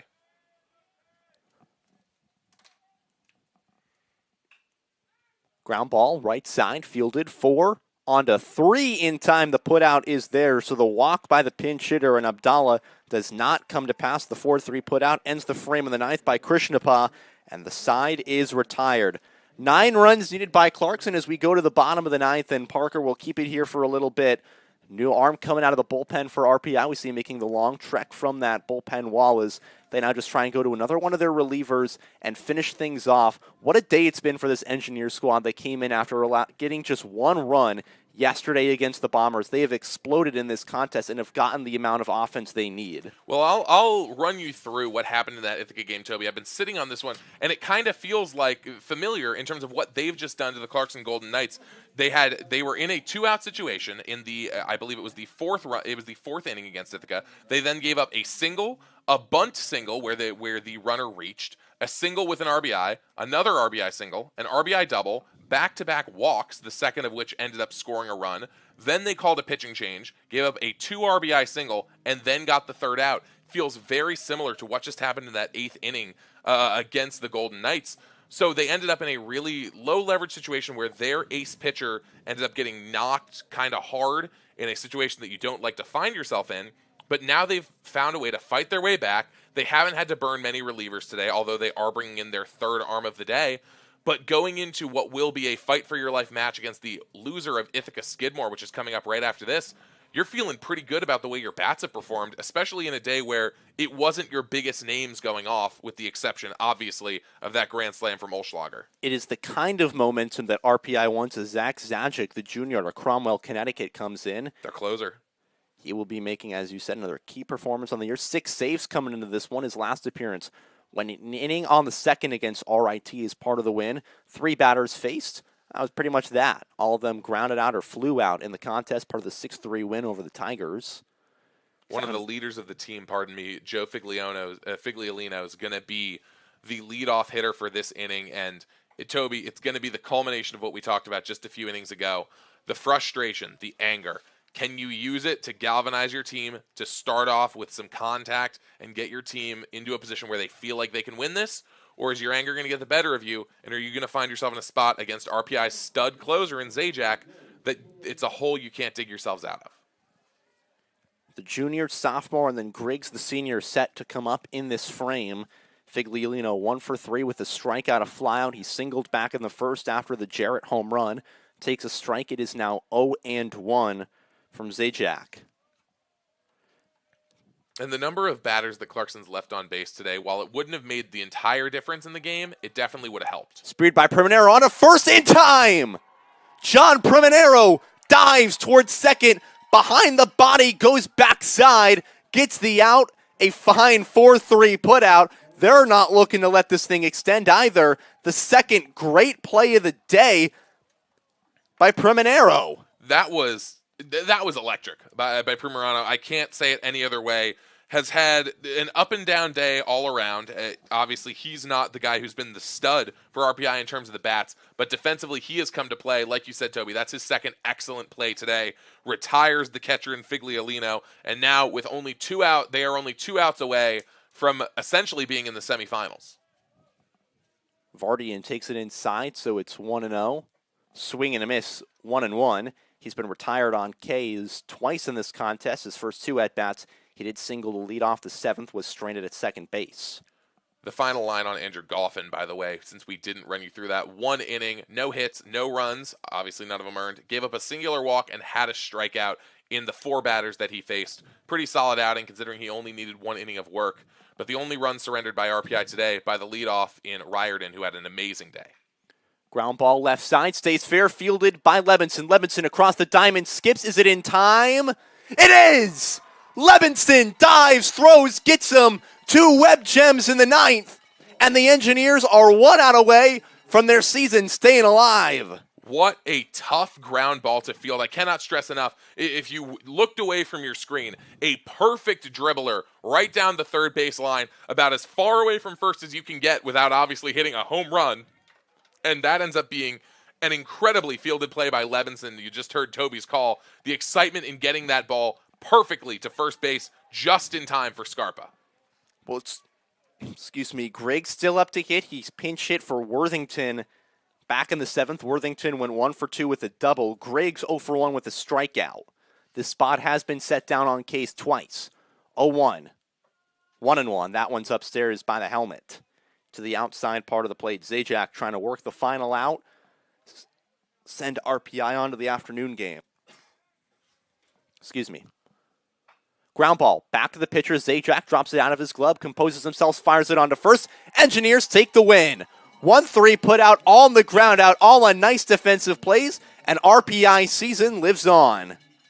What a sequence for RPI. They get it's not a save situation, obviously. Zajac does not have the chance to collect his 7th on the year, but they do get to advance. A sad ending to the season for the Clarkson Golden Knights. They fought their way to be in these playoffs. They beat Union in the crossover series, ended up splitting the first 2 games, had to go 10 innings in the rubber match for that, ended up dropping to Skidmore, leaving 11 runners on base and giving up 17 hits just yesterday. Today, they only give up 12, but a fielding error ends up being the difference early on in the game, and a grand slam blows it open for the Engineers. The Golden Knights season is over after a very solid year for them and their head coach, Jim Kane.